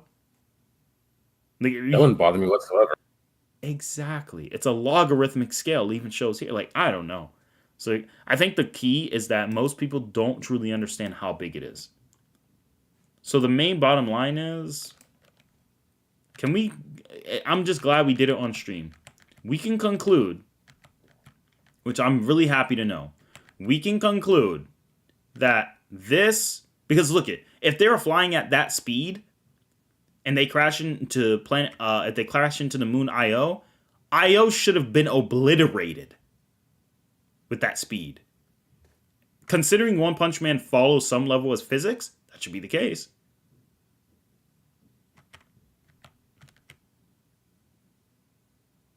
And he's like, where are we and what happened?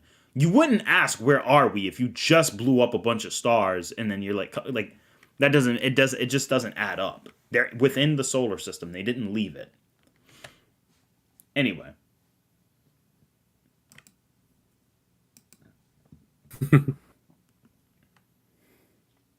Let's see. Let's look at the results of like the poll. 16% people think he's still galaxy level or multi-solar system. That's crazy. Even though we literally just read it verbatim and got the full context.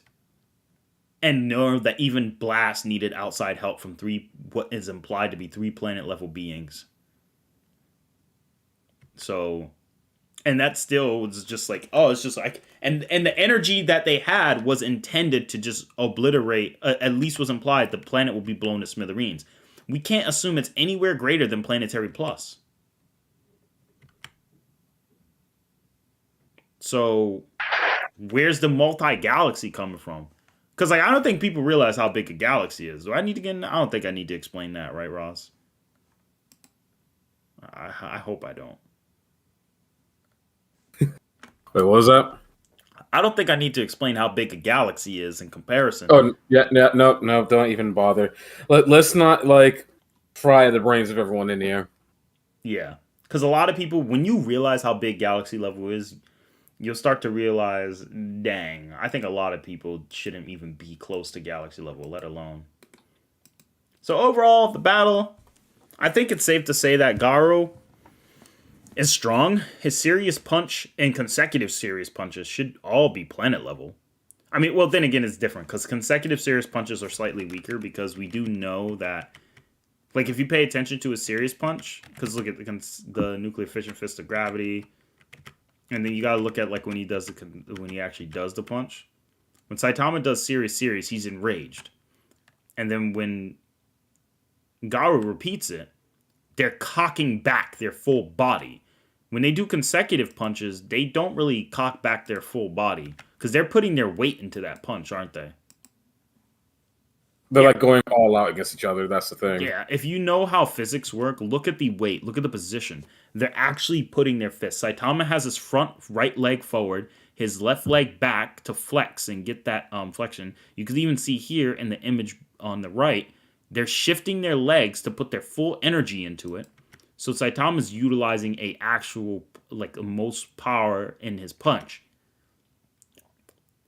And so he's saying the energy is too great and he couldn't get enough distance. So that's the whole premise here. So, yeah. So serious punch is not even the same as consecutive serious punches. Shouldn't be. It's not even the same. Based on just general physics. I mean, because that's the case, why didn't you just go consecutive serious punches and just hit him with all the attack? Like, no. You're not going to say Gum Pistol has the same strength as Gatling. Gatling is far weaker than Pistol, because Pistol is literally designed to, like, wind up and be a powerful one single shot. Just like Mike Tyson's hooks are not going to be the same as him hitting on the speed bag. But anyway, yeah, you see Saitama's like literally putting his weight into that punch. Punched him off the planet, teleports back, Saitama grabs it, bodies him, no tricks, just fist. Is that all you consummate skills were? So yeah, exactly. Yeah. So anyway, what are your thoughts, Roz? My thoughts are exactly what I always like talked about in chat, like with you and Andre. While Garou and Saitama's feats are like really impressive, right? During this fight, I think the main thing that people kind of use is just the artwork, right? Yeah. Like the artwork looks so good that it makes the feats seem much bigger than what they actually are. Like, yes, Garou and Saitama are still like definitely planetary ranges, and they can definitely be argued to like some star level ranges, right? Like you can definitely make the arguments. But once you start hitting things like solar system, galaxy, or like what some of these crazy people are doing, like, oh, they're universal and all that kind of stuff, or multiversal, then that's where you're just like really pushing it. Like, yeah, and like at best you can really only say small star because like the fact is they're trying their hardest. Exactly. They're trying their absolute hardest here. And Saitama is trying. But he's getting stronger as the battle just goes. So, with that said, after like really reading it, and Saitama's angry. I think it's like what Andre said. Saitama had to literally like, Oh, and Saitama knows some level of martial arts. So look, he does a knife hand strike chop to the back of the neck. Or at least he has some idea. He's using the same techniques as me. What's wrong? You want to copy and surpass me when I'm serious? So try. That's your goal, right? I don't understand. I'm fighting back with equal strength. Can't catch him. He's pulling away from me. Yep. Saitama was continuing to grow. One of his blows will kill me at this rate. Yep. Until now, no one had equaled him in strength. However, due to intense emotion. See? Roz, what did that say? Until now, no one had equaled him in his strength or noticed his growth. However, due to intense emotion, his abilities were rising exponentially. So does that tell you that a casual Saitama can just do this? Nope. He needs a rage boost, essentially. Yeah. You're not a gag character if you need a rage boost. You're not. You're not. Gag is a joke. How are you a joke character if you need a rage boost? Saitama wasn't rage plus growing, so he's clearly trying and using his power. He was even pulling away. Oh, you knocked off my clothes. Yeah. And then he sneezed, and then this impressive feat happens, which I'm not gonna lie. That's one of the most funniest, hilarious, impressive feats.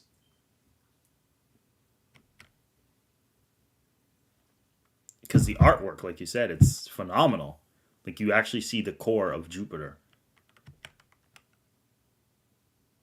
Which, obviously, he didn't... I don't think he destroyed Jupiter, did he? No, he didn't. He just kind of... He destroyed, like... He got rid of the gases, right? Like, that's the situation. He sees away, like, the gases of Jupiter. So it's not really large planetary. It's more like...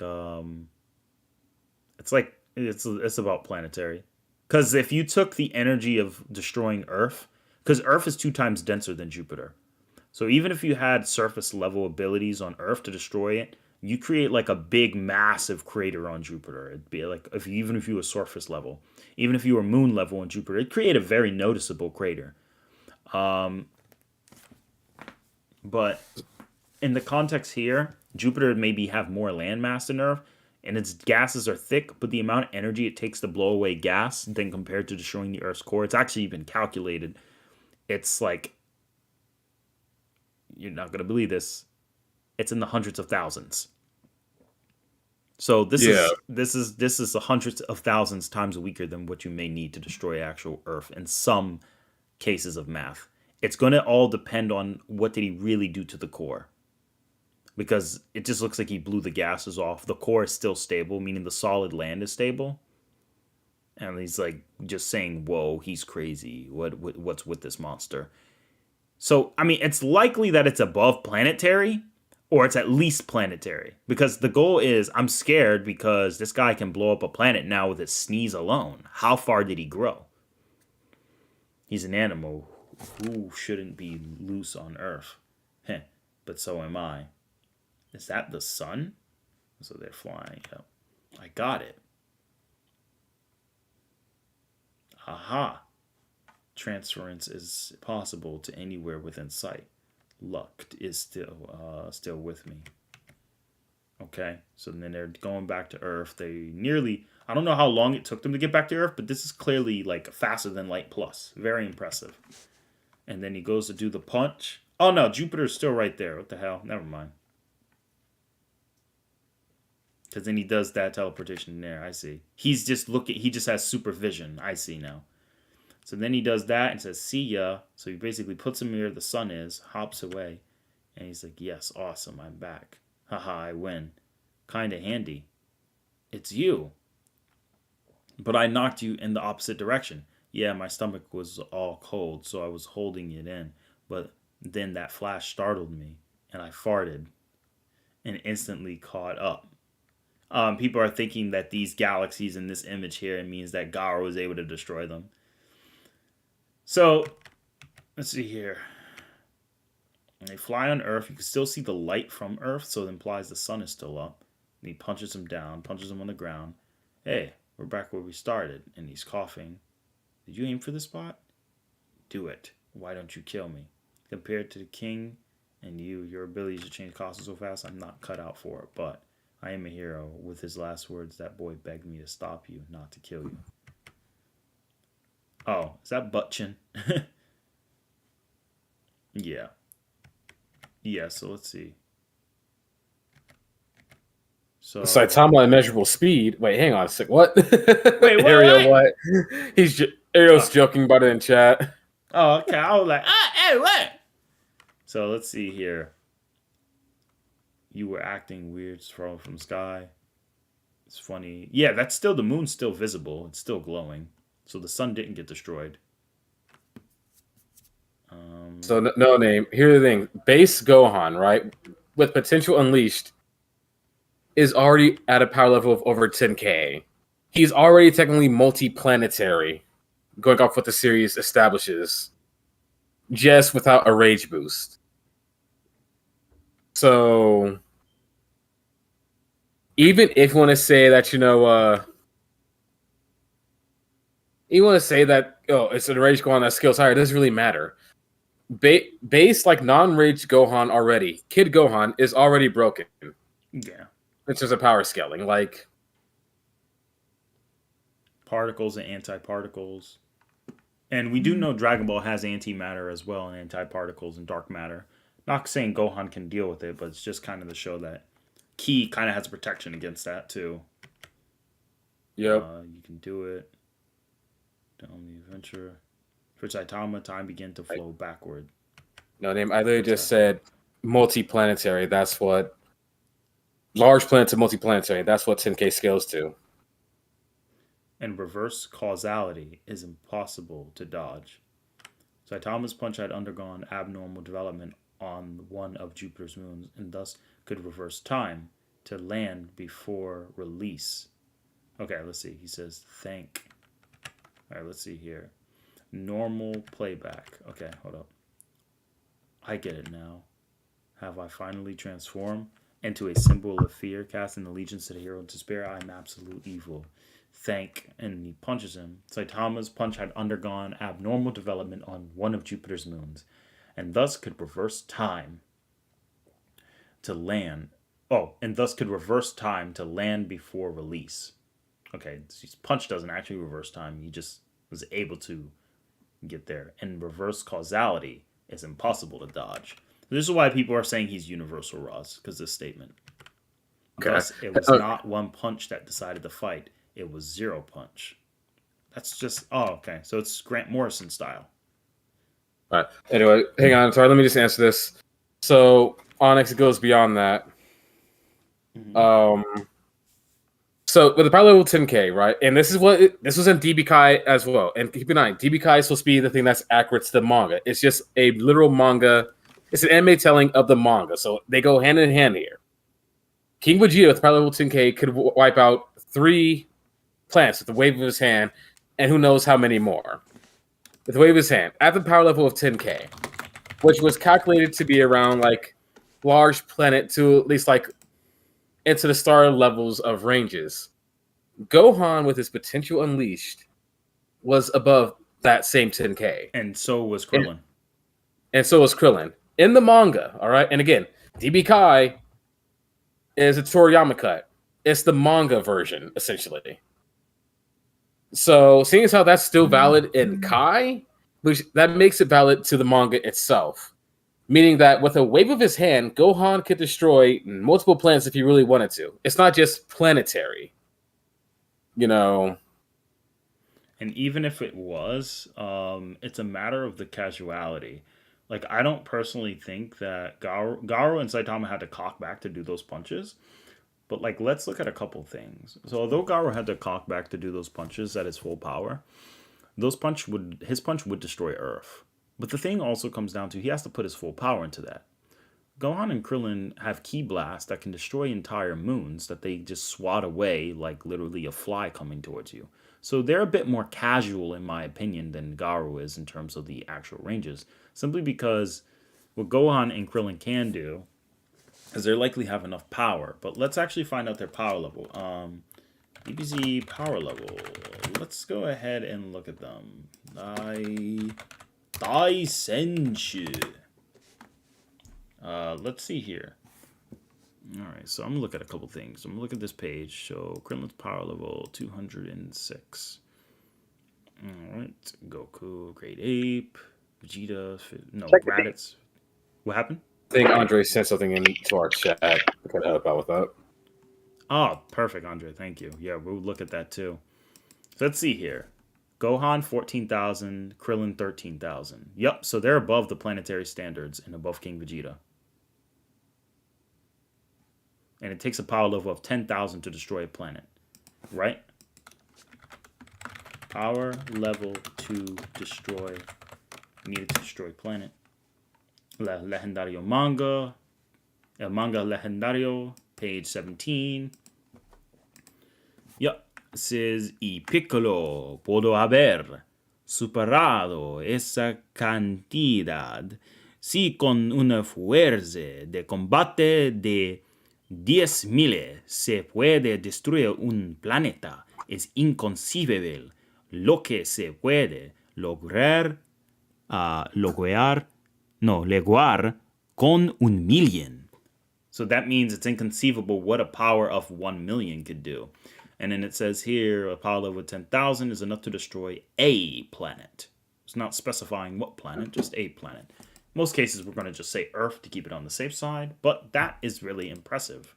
So if they have this level of power, and we know power levels aren't necessarily linear in AP, they're exponential, because remember, as you can see from this scan, Roshi, who could destroy the moon, is 139. The reason I say this isn't linear is because Bulma's power level, oh my gosh, Gohan went from 1 to 1,307. That's kind of scary that he got 1,000 times rage boost. But anyway, I think another thing is Bulma's power level, right? We gotta look that up. I think it was 6, right? Bulma's power level. What was her power level? Wasn't it 6? Or I'm pretty sure it was. All right, let's say Bulma's power. All right, V jump power levels. I think it was Bulma's was 6, right, Ross? I think so. Like I said, Andre is still in the call. He's also sharing information in the chat as well. So, yeah. So this is like later when they was dealing with fighting Frieza, where Krillin's power level looks like it jumped to 75,000, and Gohan's was unknown. Frieza was confirmed 1,000,000. I think that was Nail, 4,200. No, that wasn't Nail. That was someone else. Yep. I mean, keep in mind, like, Nappa didn't even have a power level of over 10K, and he technically could destroy the planet.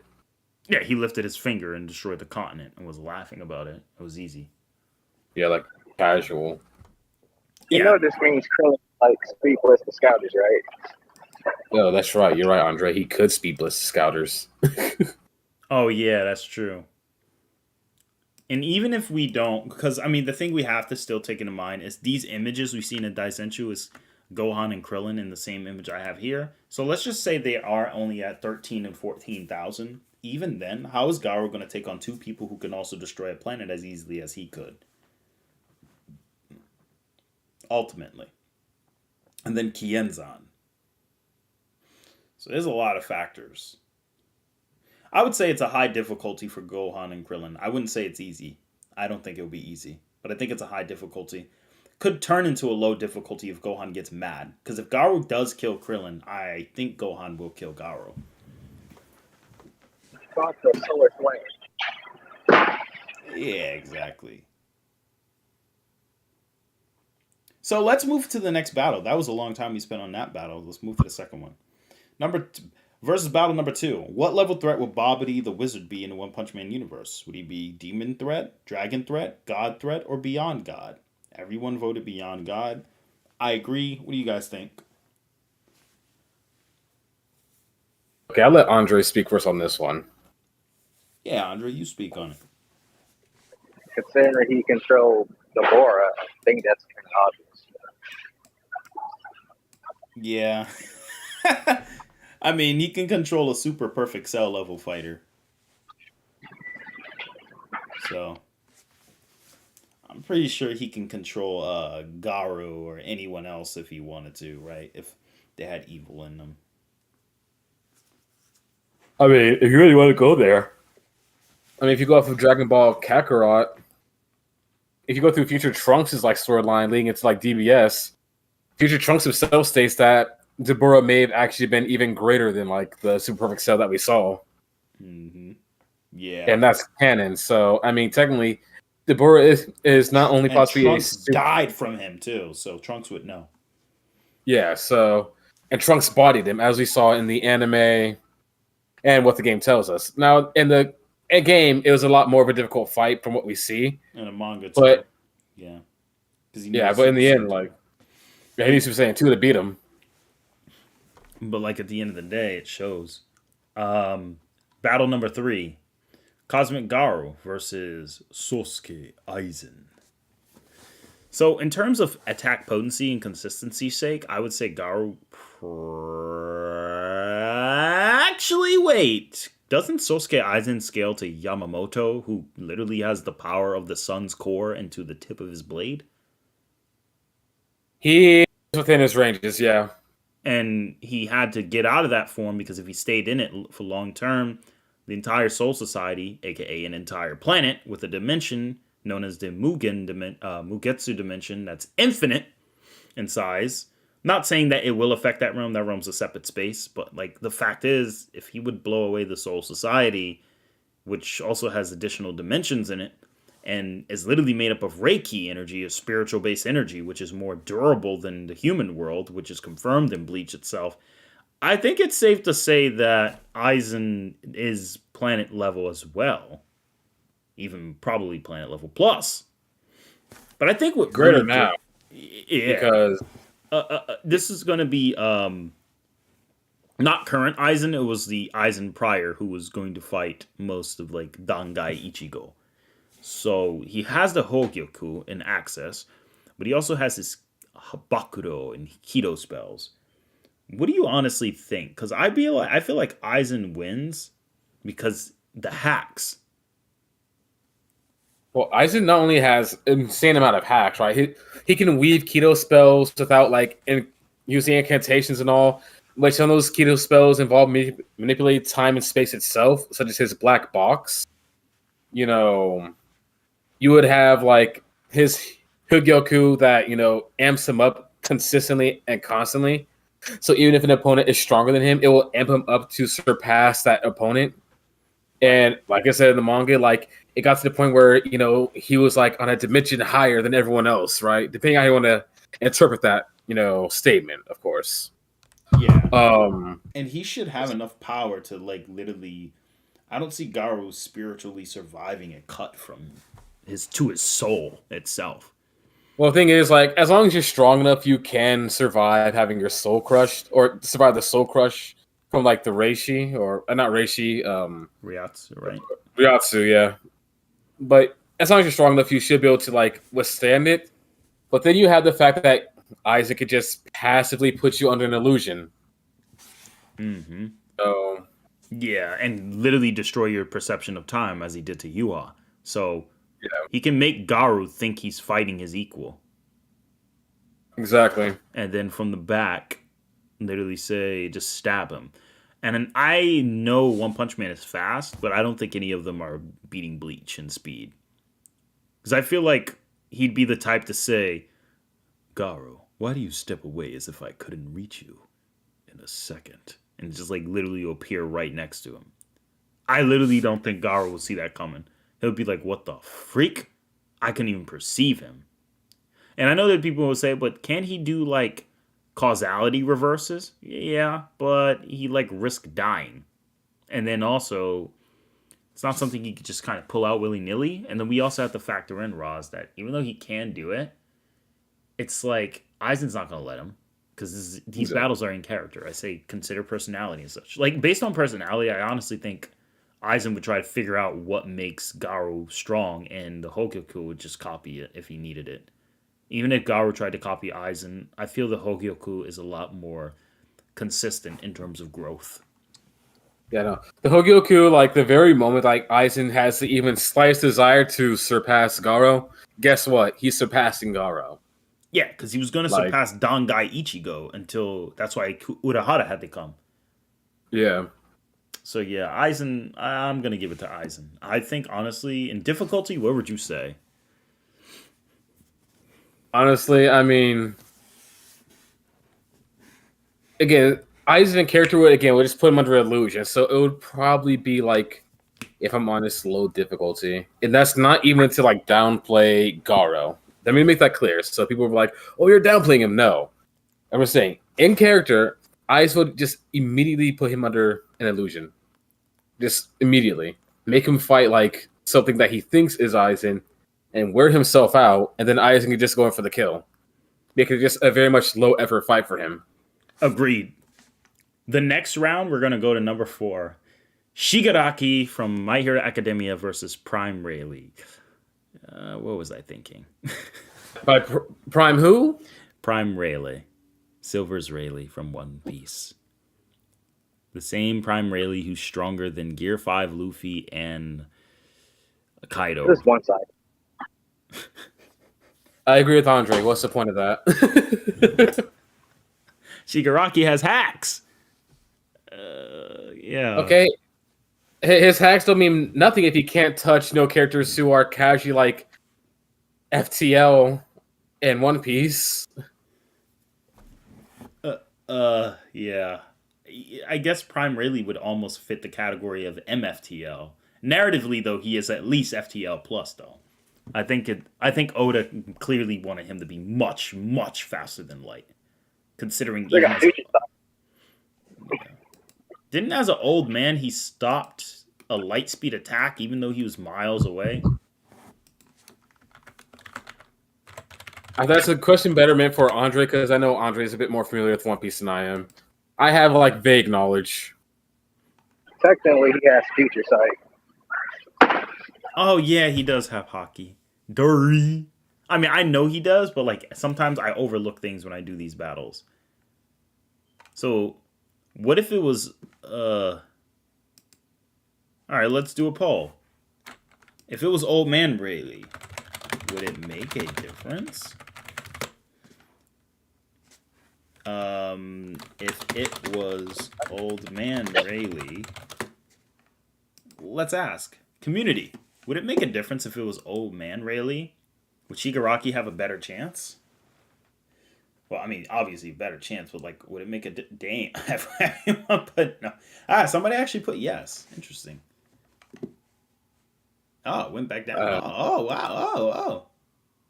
If it was Old Man Rayleigh, would it make a difference? Ooh. We got a 50-50.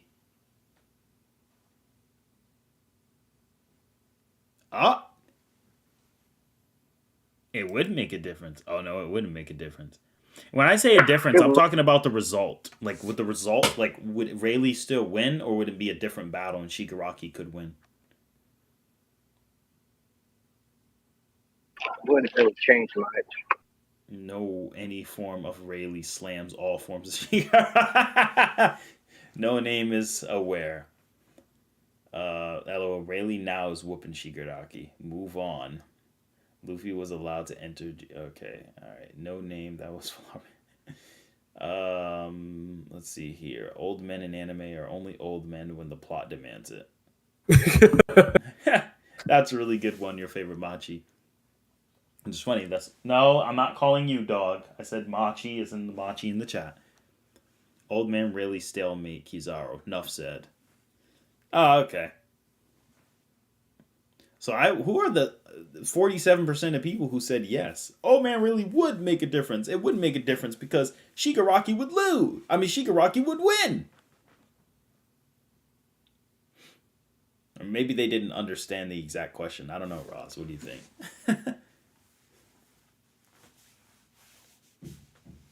Honestly, I have no idea. I don't know. Because for me, it's like common sense that, I'm sorry. Like, I understand that MHS of lately has been getting pretty good with it, with certain feats and speeds, but it's still not quite to like One Piece level, especially like the older characters, like right now, where they're just busted. Yeah, true. So let's go to the next round. All right. Versus battle. Who would win in the serious fight? Law or Boros? This is part 5. 82% of people actually said Boros. And 18% said Law. Thanks, no name. Now, me and Retro believe that Law would win. But we believe Law would win because, well, we follow One Piece. A lot of people don't. Let me ask you this. Roz, even though you don't really scale it, let's just be honest with me, man. We know god dang well Law is way faster than Boros. We know he is. Pretty much. He's Luffy's like other rival essentially. So I mean, yeah. He would have to be like within equal like speeds to Luffy, who's already busted on his own. Yeah, exactly. I think the thing is, so let me educate people. Although I think the list makes sense, Law may not be able to blow up the planet the way Boros would, but Law fought characters who should be a threat to the planet, such as Big Mom and Kaido. Even if they're not a threat to the planet of One Piece in the same context, they're still one of the world's strongest threats. And Kaido could go up against Whitebeard. So say he isn't... An old man Whitebeard was planetary.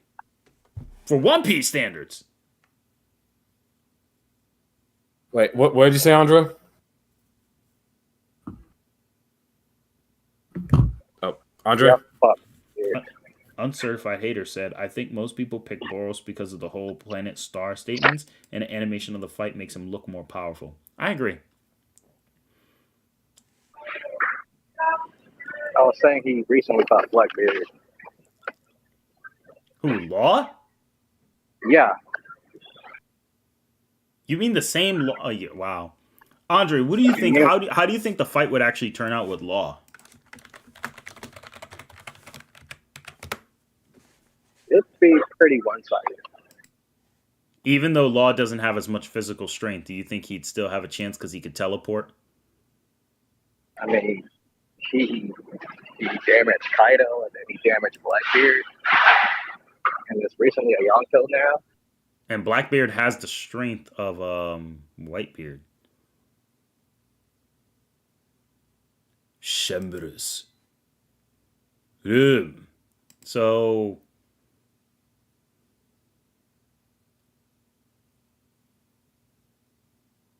yeah. So, yeah, he could literally switch positions. So, is Boros going to do the meteoristic burst? Let me ask you this. If Qin Zhao can split an ice continent, and then Sai versus Qin Zhao, right? If Qin Zhao could split an ice continent, and Sai, your kick attack the Drill Dragon Drill Nail, and he's like, oh, you can now also break the ice continent, Sai. Let me ask you guys a simple question. Roz, even if you don't watch One Piece like that, do you honestly think Sai is comparable to even Katakuri?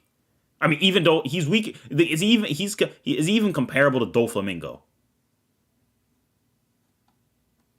The guy who got one shot by Gear 2nd Luffy.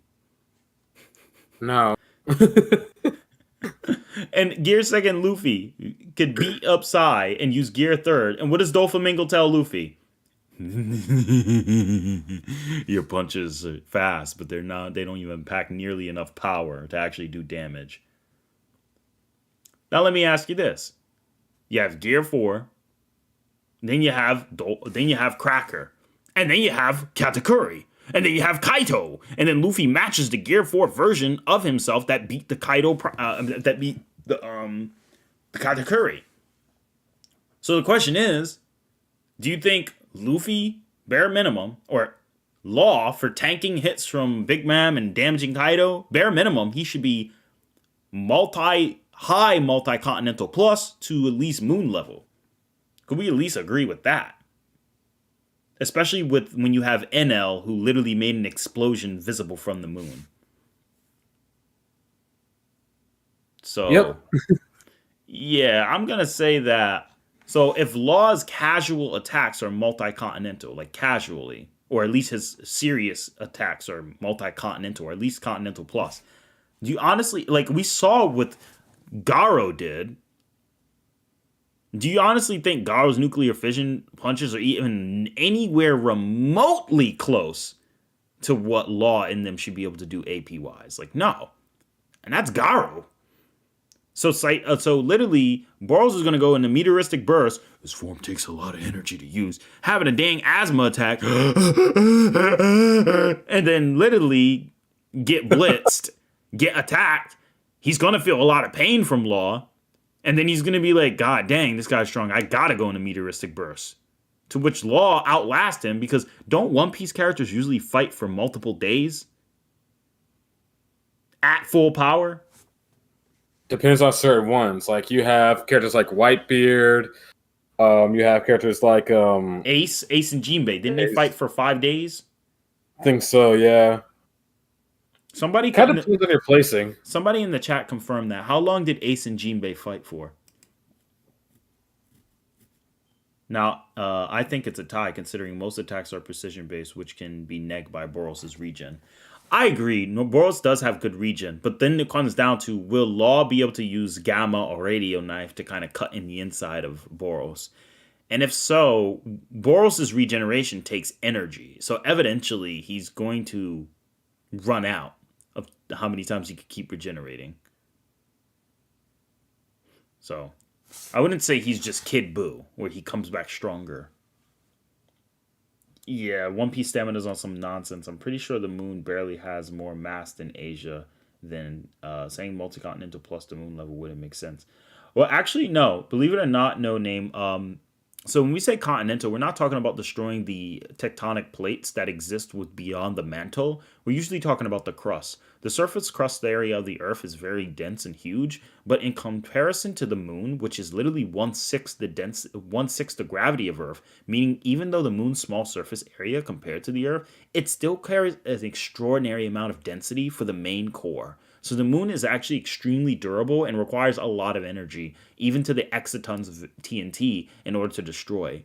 So in comparison to Multi-Continental Plus, even if you could Multi-Continental Plus easily, it wouldn't be enough to really completely damage or take out the moon to the degree you're thinking. It'd leave a massive crater, but it wouldn't truly actually destroy the gravitational binding energy the moon holds. The moon, the fact that such a small object like the moon is smaller than Africa in surface area typically, or at least around that size. And the fact is that it carries 1/6 the Earth's gravity itself is very impressive because Earth is literally 2 times denser or literally 2 times less dense than Jupiter. Jupiter only carries 2.5 times the gravity of Earth. So when you factor in how dense the Earth technically really is and durable, then it really goes to show that the moon is very dense overall and high volume. Sorry, I'm a nerd. Not much, random citizen. We're still just having fun. So I am gonna be so we got 20 more minutes. So let's see here. Round 6. Kenshin at his peak versus Tanjiro. This is Batosai Kenshin, by the way. Consider personalities, hacks, and abilities. What do you think, Roz? So honestly, I didn't really watch Rurouni Kenshin all that much growing up. Like I saw a couple episodes, but it didn't really stick out to me, even comparing to like feats, if I'm honest. I don't even really know how fast the series goes. Yeah. If I'm 100% being honest. Yeah, I know somebody said he has like a very, very, very fast attack. That's sonic, that's speed of sound, or even greater. Because I mean, if we're putting him up against like Tanjiro, yeah. I mean, Tanjiro, has fought demons who can manipulate lightning, and he had a dodge and all that kind of stuff. So I mean, yeah, that is true. So I feel like people voted for Kenshin under popularity vote. Skill wise, though, Kenshin is very, very skilled. So he definitely wouldn't just get bodied immediately. Skill-wise, I feel he would have the edge. What do you think? I feel like Kenshin would have the skill advantage, and then Tanjiro would probably just have like the overall like stat advantage. Mm-hmm. And a basic anime watcher, so no comment. Yeah. This might be nostalgia talking, but Kenshin speed was something else with them darn bullets. Oh yeah, he does dodge bullets very easily. I know, I'm trying to see if Kenshin. I know somebody tried to imply at one point Kenshin was able to have a light speed base attack. I don't know how that Yes. scales. Because I do remember my boy saying, he literally has a light speed attack. I'm like, really? So I'm not sure, because I haven't finished Rurouni Kenshin. I got to the point where, the guy pretending to be Jesus or whatever. I got to that part, but Oh. I didn't finish it. Mm-hmm. Yeah. He didn't. Then Yeah, so I haven't seen it yet. So I'm not sure what his max speed is, but I do know Kenshin is still pretty strong. I'm pretty sure Tanjiro's not just gonna tank a cut from him, easily at least. He probably still get scratched up. But yeah, Prime Tanjiro negs for real, for real. Good point. Probably will say low mid. Like, I mean, it would be like the lower ends, but he wouldn't it wouldn't be a fodder. Kenshin wouldn't be complete fodder to Tanjiro. Tanjiro would acknowledge his skill personality wise and would see that this guy is no joke and that he just doesn't have, the superpowers, you could say. But I'd say Tanjiro definitely deserved the win in this case. What do you think? yeah, I think he has it in overall stats as of right now. Yeah. I'd have to go back and watch Rurouni Kenshin Exactly. or read it at least. Now, Inuyasha versus Claire from Claymore. Now, Claire is not weak. Didn't she have an ability that destroyed a mountain as well? Or near a mountain? I forgot. You said Claire from Claymore? Yeah. She's very strong. But I don't know how many people actually watch Claymore. Yeah, I don't think I've really watched anything from Claymore. I'm more familiar with Inuyasha than I am with Claire. I mean, yeah. Besides, Mountain Level is nothing to Inuyasha since that's a casual wind scar attack that can do that. And Yeah. Inuyasha can cut dimensions end of series and go outside into other areas in space. So, yeah, probably not the best choice of battle. So, Inuyasha deservingly wins. Let's go to round 8. I actually asked you this yesterday. Breakthrough Sangre versus Sailor Galaxia. You know what? I'm gonna let Andre answer that chat guess since I already answered you when we talked last night. Yeah, no problem. And I was also vaguely kind of out of it when I answered, so I barely remember what I answered. Yeah. Andre. Oh, there you are. I guess it really depends on the cosmologies of the verse. Yeah, Galaxia's Universal Plus, bare minimum, at least. Breakthrough Sangre had the ability to, this is just a transformation. It released energy that was capable of the Big Bang times 10. But Universal Plus is infinite universal in that sense. So it's obviously crazy strong. Much stronger. But then the question now comes down to, we consider personality, we consider hacks, and much more. Oh, what has base form Sangre done? Zoinks, you've been taken away, man. Base form Sangre has Fought Violad, and their attack was strong enough to blow up. Oh yeah, the Jupiter-sized planet and the nearby moons that were near it, because the whole planet had a methane gas atmosphere, and that's why it's all green in the atmosphere. They blew a shockwave. The shockwave cracked the other stars within the system. Okay, but then again, the Galaxia, that's just strong, What that Big Bang make? It was just the power comparable to the Big Bang, but it was times 10. I know we aren't at that point yet, but where do you scale Eos? I don't scale her, but oh yeah, we'll get there. Don't worry, we'll get there.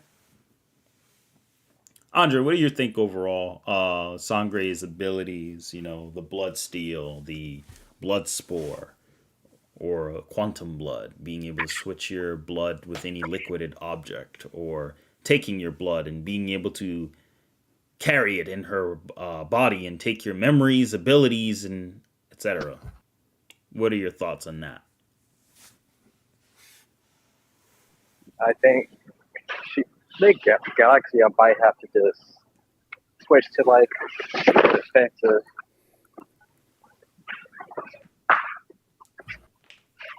I mean, that's if she has some type of defense against that. Yeah.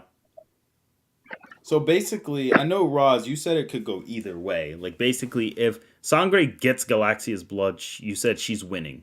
But if Galaxia is playing defensive and smart and keeps her distance, she can outwait until Sangre's recoil kicks in. Yeah. If I can remember for the most part, at least some of the stuff I said, like I think I said like at least 7 times out of 10, Galaxia wins just based off of like her sheer power alone. Yeah. But I said that Sangre can also take it in some cases based off of her hacks abilities, be able to manipulate quarks, atoms, subatoms, molecules, all those other kinds of things as well. Plus, obviously, her awakened state, if you just to call it that simply. The only downside is the recoil. Mm-hmm. But yeah, like I said, like Sangre has more hacks essentially, but Galaxia has the edge and overall just like stats and AP and durability and more. Yeah. Sandra just has the element of surprise. Yeah. Yeah. So, chat, what do you guys think based on the things you've heard? I mean, I probably would say Galaxia, but if somebody's willing to chat, like to say like otherwise in the chat, I won't object either. But I think Galaxia, Universal Plus is infinitely greater than the Big Bang, regardless, and it's just kind of like a monstrous gap. Though Galaxia and character's not going to just blow up the universe right there. That's going to take her a lot of power to do that and charge up time. So it's really going to come down to how are the battle conditions. What is the battle? How does it start off? If Sangre recognizes that Galaxia is stronger than her, would Sangre try to cunningly get close to her in the battle and catch her off guard? There's a lot of questions to ask. Jackal. Roz, do you agree with Jackal saying Sangre's transformation variant looks pretty bad? Dang, how many of y'all saying she looked bad? There you go. There's my response in chat. Hey, he pleads the fifth. As the moon turned a velvet red, the atmosphere turned a bright violet. Sangre's hair changed into a blood red color, utilizing every atom, subatom, proton, quirk, and even to the point where every variant of spatial material is used to charge her abilities. She now has a signature move called Probability Spore and Bloodsteel. Without fail, she quantum leaps the foe's blood into her own. Oh, so she doesn't have to puncture you. She has to just quantum leap it. Well,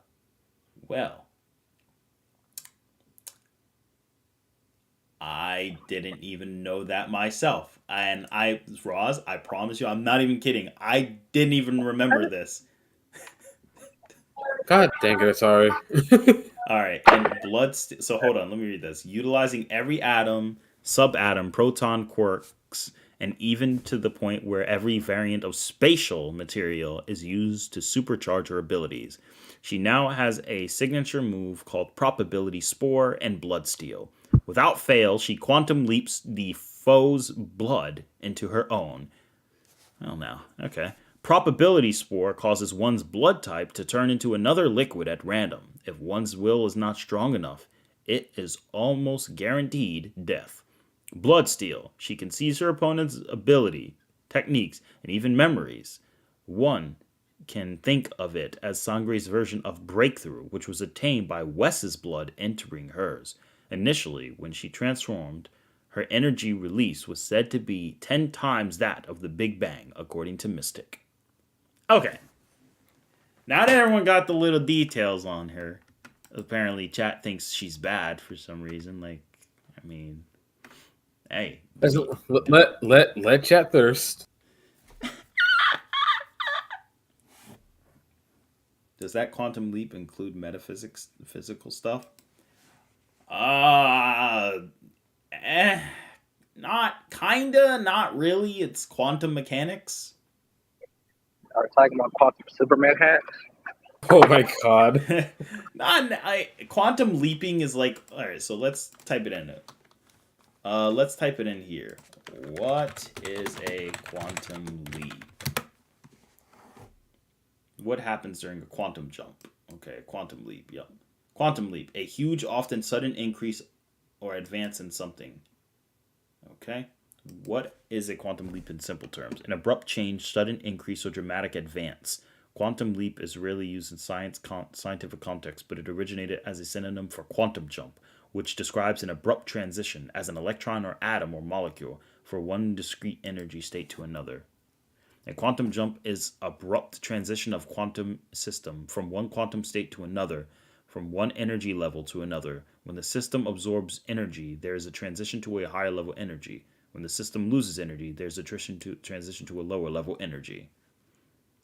I mean, that would probably make Accelerator annoyed, but other than that, a quantum jump is the abrupt transition of a quantum system, atom, molecule, atomic nucleus from one quantum state to another, from one energy level to another. So it's just a sudden change. Okay. So, based on that, can't she just use Galaxia as a battery and lifesteal on some Dragon Age Wars? In theory, based on what we just read, probably. She does have a recoil, though. Well, I mean, that's if the time limit runs out on time, which I don't think it probably would. If she can manage to steal Galaxia's power and learn Galaxia's weakness itself. Because she adds your power to her own, so it's not really like, it's her power on top of what Galaxia can already do. So, I don't know. Roz, what do you think after that information before we move to the next subject? I think my original thing still stands. Just now that Sangre has a higher chance. So it's probably more of a 6-4 instead of 7-3. Yeah, essentially. It makes sense. Makes sense. Yeah, I guess the main key factors is every variant of spatial material and the quantum leap. Because I guess she did. Because basically she doesn't have to puncture you. Pretty much. And just kind of bring that energy here.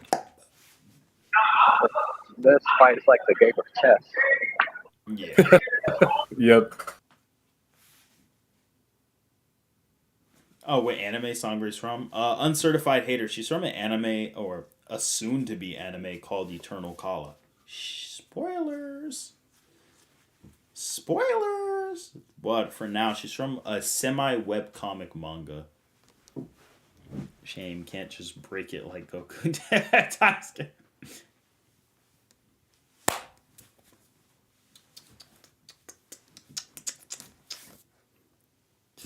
Dang, Ariel Ramirez is like from Atari's anime, bro. Like Ariel Ramirez is the type of guy to tell like people's like, what's the spill the beans, and he's the type to just knock the whole factory of beans down. All right, next up, round 9, Golden Wonder Woman versus Eos. All right, so I mean, like, I'm gonna keep it real with you, bro. Eos is going to grab Wonder Woman by her neck, slam her on the ground. Wonder Woman's going to still be in a standstill because Eos is going to casually be beyond the hyper time of DC. She's going to slap Wonder Woman again, laugh at her, throw her down on the ground, call her a comic character, go outside of the comic, close the comic, throw it in a furnace, laugh hysterically, then bring the comic back to life, go back in the comic, look at Wonder Woman again, tease her, take away all her stats, as she can do with the cards, and then make Wonder Woman in base form again. Tell her why she made a stupid mistake for ever trying to mess with a god of her tier and category.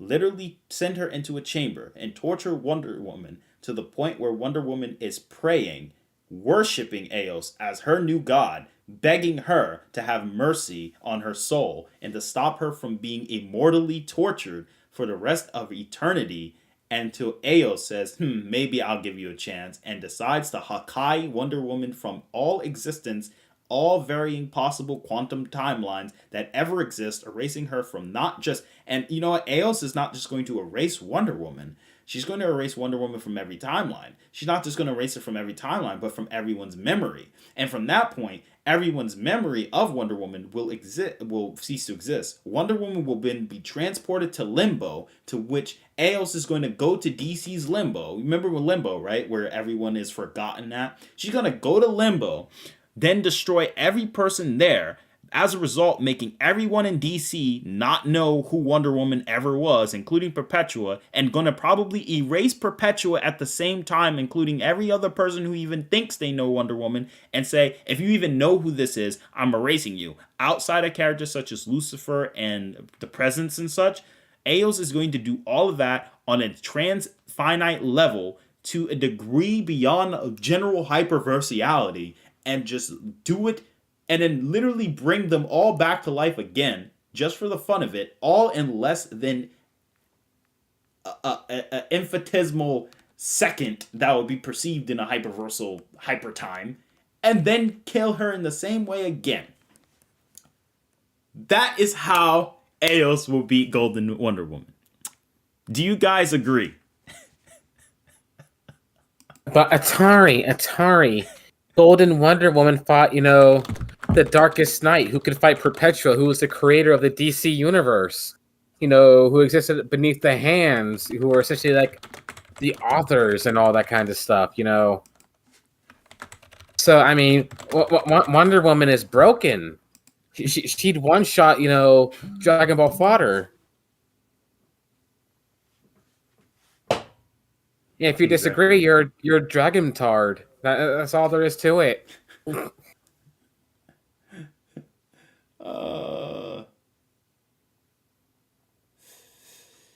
Yo, sorry. You got any advice on making these comics? I got about 3 stories I've been creating in my head for about a year now. Yeah, absolutely. Write them out, plan them out, talk to the right people. Don't bring your ideas to everyone. Just come up with concepts and ideas and do it as a simple sketch. When you have the general ideas out as just simple stick figures, then re-evolve them and make them even greater. Yo, Tari, teleport people around Jiren so fast he didn't even notice and see it. Yeah, exactly. So, Eos is... I'm sorry, I don't think Wonder Woman has a chance. I think she honestly... Eos is literally going to torture Wonder Woman to the degree I said. Like, that's crazy. Imagine someone tortures you so bad that you decide that they torture you so bad on a level where you don't even try to fight them anymore, and they make you immortal, and then you're begging them to like kill you and erase you from existence, and only to the point where you have to worship them and pray to them that they stop it, just for them to Hakai you out of existence, for you to go into a place of no memories where you're forgotten from everyone, for them to go back into the place of no memory, see you again where you thought you would escape them, and they kill you again. Well, yep. I ain't gonna lie, I'm simping for Eos. Is it okay to consider the cards from Dragon Ball Superheroes as hacks? I'm a bit hesitant to do so. Nah, Random Citizen, it's hacks. Because the thing is, they actually use it in the comic and in the game and in the manga and in the anime. So it is a form of hacks. Because essentially Beats World is literally outside the game itself. Like, Beats World would literally be where the present... And I'm not saying exactly outerversal, but I'm saying it would be like the realm where the present sat at with Lucifer Morningstar, where there was like a bunch of infinite rewinding dimensions and layers. That's kind of how Beats World would operate on a infinite hyperversal level to that degree, because the developers can add whatever the heck they want to the game. It's literally supposed to represent the real world, Japan. And they're supposed to just be nothing more but video games characters, a franchise. They're comic books. They're literally just a comic book. Now, why do I not consider that out-reversal? Because they are still under the spatial anomaly. They are still spatial beings. They still have space and time. Beat still needs to get to school on time. So if he was out-reversal, he wouldn't have to worry about that. So clearly he's not in that context. But you get the picture. Anyway, the last round of... Oh, wait, hold on. Before the last round. Round X! Who wins? Naruto... End of series, Sage of Six Paths, or Meliodas end of series? Alright, so a lot of people think that Naruto actually wins. Like, he RKOs him. Roz, I'm about to head out in like 5 minutes. Please educate them. I don't really know where to start on that one. I mean, Naruto doesn't even get past full counter, which, returns the damage, you try to do to the opponent back to you like 10 times greater than what it was before. You have like all his like Demon King modes that... No, I'm not even going to go into full detail. You do it, Atari. There's too much. See, I haven't even finished 100% of all of... I have, like, in terms of, like, analyzing everyone, I haven't even finished all of Seven Deadly Sins. And I can just tell you this. The Demon Kings literally created their own realm. So you think in Kaguya? Now, we're talking someone who literally did it. Literally. I mean, they literally have the Archangel Michael in it. Like, I mean, like, the narrative is implying, like, it's biblical based. The narrative is implying. And I know people usually, so it usually goes, oh, they created a solar system or universal. Look, I'm going to be honest with you. Narratively, it's implied that they created a universe. They're supposed to be gods. But even lowing end, it has to be solar system. It has to be. They have a literal star and a moon there. So to think that Naruto can just kind of just RKO him, I'd say Naruto could win under high difficulty, but Meliodas has a higher chance because of the hacks he deals with. And Seven Deadly Sins outwins Naruto in hacks. I said it! Seven Deadly Sins beats Naruto in hacks. And even Bleach.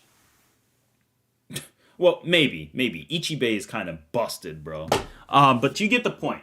Outside of, like, some of the stupid rule-based hacks, Meliodas is like, I'm sorry, Meliodas is, I have to do a video on him. Because Meliodas is no joke. I think a lot of people literally sleep on Meliodas because they think, he's only country level. Like, are you high?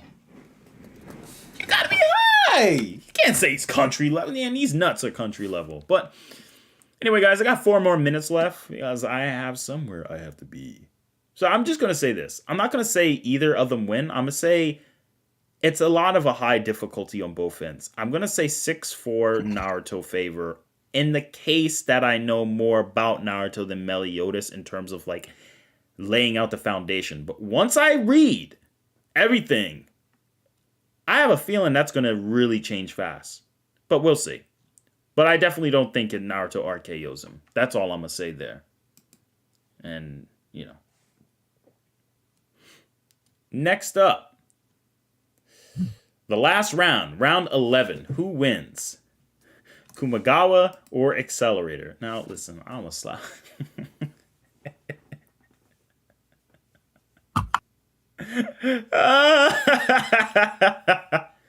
Yeah, you're laughing. You're laughing because you know how wrong you were for that one. Boy. Even though both get put to a no limits fallacy, Kumagawa literally got his powers from someone who is beyond super string theory and can manipulate it in math. So even under that circumstance, we're talking about Kumagawa being at least 11th dimensional. Or, sorry, 10th dimensional according to superstring theory. So someone who can manipulate up to 10 dimensions in superstring theory, but Accelerator could do math on 12 dimensions. Okay. And Ijimu literally transcends the very aspect of dimensions. And that's not some fan-made theory. That's literally what the author decided. And like they literally know they're in a manga. So sorry, like Kumagawa was gonna, and before Accelerator can even calculate, he's probably gonna say, "Well, I'm gonna remove the concept of calculations." And Accelerator's like, "Wait, what? Well, I'll just beat you." Oh, what was wrong? You was gonna say you was gonna what? Huh? You was gonna calc? What? Celery's not even gonna know what calculating is anymore. I feel like a jerk for that. But it feels well deserved. Yeah, and you call me out for some of the mismatches apparently that I do. Here it is. This was fine, but me saying Neo Dio versus Gero was too much. It still is, but you know, to this degree, I agree. It's not like but is this why he isn't in Jump Force? Actually, they are. They're in Jump Stars. Ijimu's actually on the main menu. She's like she guides you in the main menu because she knows she's in the game. It's like she knows she's a video game character. Madaka and Kuma are both, I think, playable, if I remember correctly. Though it is canonically confirmed, Goku is stronger than all of them. Like, Goku is stronger than Ijimu and Jump Force. And Ijimu is the same Ijimu from the anime. So in the Jump Force, Goku, technically speaking, would be stronger than... If we're talking, like, actual, like, verbatim, like, under Occam's Razor. Occam's Razor says the simplest argument is likely the most correct. If we're utilizing Occam's Razor, Jump Force Goku is the strongest Goku. Period. And also, RJ, thank you for the $1.99 donation. Where's my fight? Xeno Goku versus Nephthys and team? That's a good question. Because that is a lot of information I have to dissect. I have to literally look at everything those characters can do. If I get still think that you guys need to keep in mind that Atari does work outside of YouTube. You know, still tries to take care of like a whole bunch of stuff alongside still trying to take time for streaming and power scaling. And I'm married.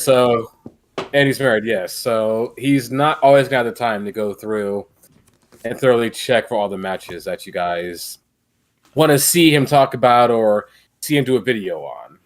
He has to like time these things ahead of time, which he may not always have the ability to do. But once we get vacation days and stuff, like then I wouldn't mind. Like if I'm on a vacation and I have time, wife is sleeping or something, I don't mind like kind of breezing through a lot of this stuff. But I'm just letting you guys know for now. Now, I am going to head out in like 2 more minutes. So what I am going to say is this, guys. Just know that power scaling is supposed to be for fun. You can call out an argument for being silly, because even I had a baboon argument, like literally a couple days ago. Like, that doesn't mean, like, yeah, the argument's a baboon argument. Like, it's like when you say, I say stupid stuff. You're not stupid. You say stupid stuff, though. Like, if I go here and go,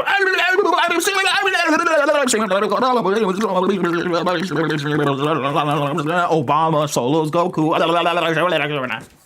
you're probably going to look at me like, you sound like a freaking idiot. Yeah, you're not calling me an idiot, but I sound like one. At least doing stuff like that. So, take it with a grain of salt. Goku solos at the end of the day. And so does Geese. But, just remember, Kratos solos even them, because I said so.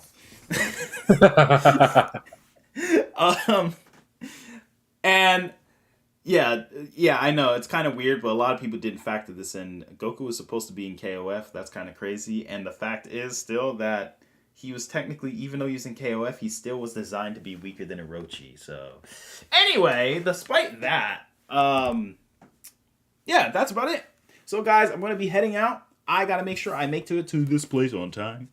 But I will catch you guys later. You guys all have a wonderful monkey, blunky, stunky night. And this is Atari HB. And if you guys want Atari and I to do a Goku KOF video, someone get him like $50. Just, if you want to do that, just get him like $50. Don't do that, because I literally got a dip. I got a dip. All right, I got to go before they do it. Have a good day, guys. Do it. I muted you guys.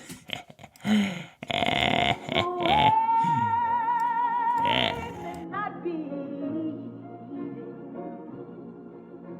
You didn't say, Lord, that it would be. But when our tribulation get to light, we can. We can